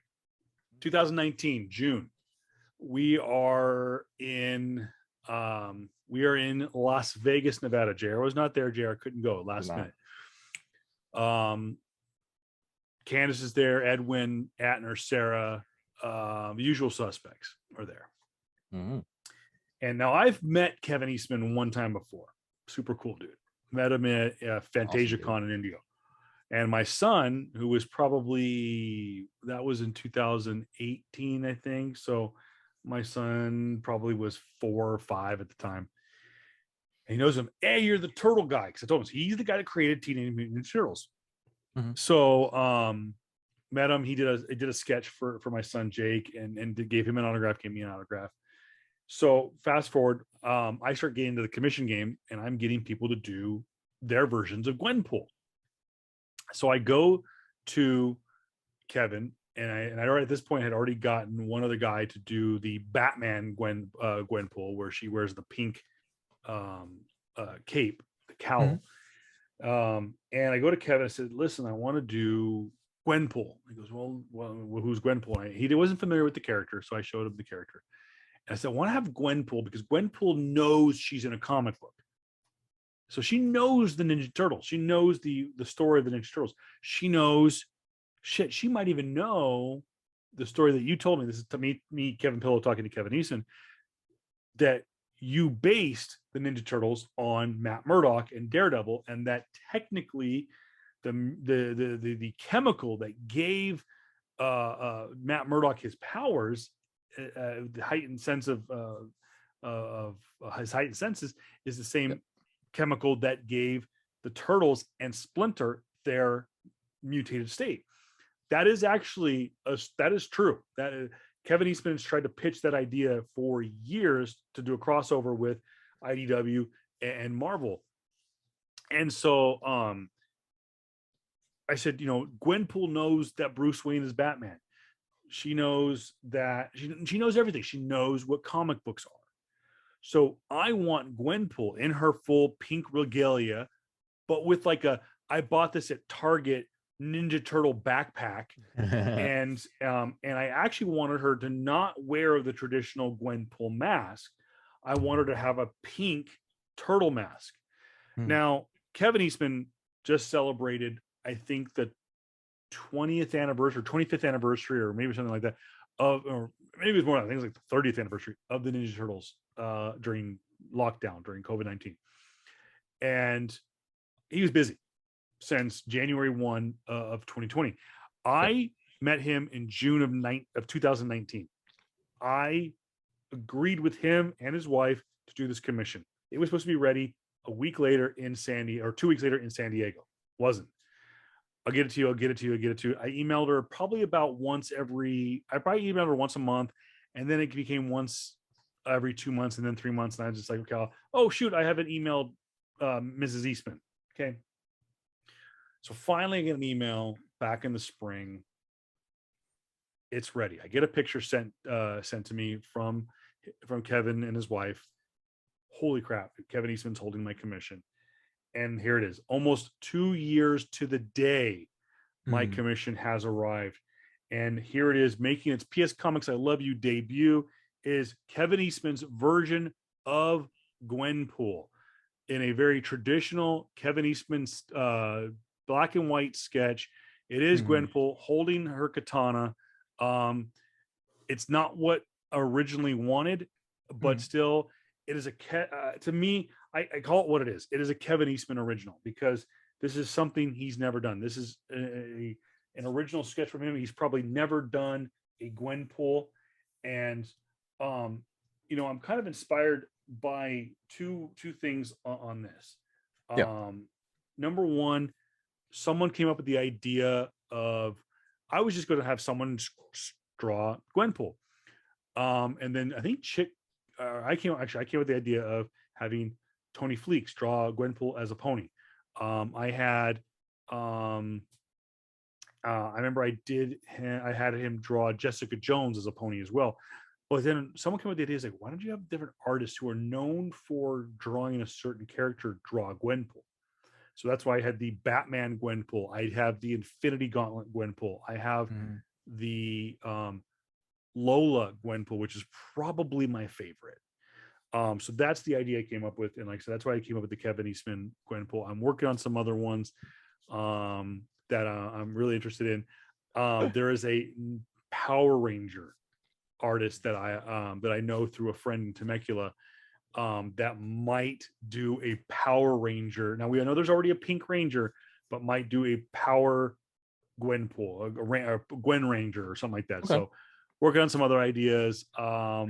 If you've got some ideas, we'll end on this. If you got some ideas, put them in the comments below of what I should do with Gwenpool and my different artists. So, but it's crazy. Just gonna add on that. It's crazy. Like again, Andrew Yeager, who is an amazing artist. Remember that one time where you guys were doing so freaking drunk one time, we're at the Bragg comic Night. shop. We're at Bragg Night. Bragg Night at our local comic shop, Comic Salem again, and it was Andrew and Adam there at the table. Then Cintas, there was riffing, right? And then you came up to them and just told how you wanted Gwenpool to have an Infinity Gauntlet, right? Yep. And then Yeager, I think, at that point was kind of just hammered. They were both hammered. They were both hammered. Just talking this shit, just having fun, right? And then like he had an idea of what Gwenpool wanted to be, right? We wanted to draw, right? But it totally was not your Gwenpool that you wanted originally. And so he came back to you, right? It was a sick ass drawing of Gwenpool with a freaking Gatling gun, right? Shooting the viewer. Just right? Super freaking sick, it's right? Amazing. Super freaking sick. But you go to him, oh yeah, here you go. He's like, smoke up, like, and you go like, that's nice. Not my Gwenpool though. I remember I was like, dude, that's sick. And I actually, you know what's funny? I didn't even say anything. Mm-hmm. I was like, oh, dude, that's sick. That's so sick. I think the only comment I made was, that's even better than the idea I had. And I think it was Cintas went like, oh crap, you wanted me to do Gwenpool with an Infinity Gauntlet. And I was like, no, dude, this is fine. How much do I owe you for it? And he's like, no. And we'll work something out. Yeah, we worked something out on, and I think actually Yeager ended up giving it to me, which was super cool and unnecessary of him. But I'm trying to look and see if I have the picture. Yeah, he has the original, of course. Like the other original, where like he made a cut. Like it was definitely the Gatling gun. He has the Gatling gun one. Sick. I have the Gwenpool with the snap. And we've actually joked about that he's going to work something out for me to get the original of the Gatling gun one, or something like that. So, but nonetheless, if you guys have any ideas what I should do with Gwenpool, leave them in the comments below and let us know. But guys, thank you so much. I know there's a lot of stuff that came out this past week, news and notes wise. We will get to it. I know that we promised you for this episode we were going to do Black Widow. We're going to move it to next week for episode 3, just because JR wasn't feeling it, and maybe we'll do it as we get ever so closer to the debut of Shang Chi and the Legend of the Ten Rings. And I can either confirm or deny that I know who makes their re-debut in Shang Chi and the Legend of the Ten Rings. I may have read a spoiler while I was looking for some show notes, but we'll talk about that down the road. Anyways, guys, thank you so much again. Subscribe to wherever you can if you want to listen to the audio podcast, Apple Podcasts, Google, Spotify, you name it. PS Comics I Love You on Facebook and Instagram. PS Comics I Love the letter U, and PS Comics I Love You Twitter at gmail.com. Twitter's the letter U thing. And be involved with the show. We're gonna continue to do this, and of course, the next time you hear us will probably be the what if breakdown for episode 2. He is Jared Cabacungan. I'm Kevin Pillow. Saying so long. Be nice to your fellow humans. And support local. Wear your damn local comic store. Wear your damn masks.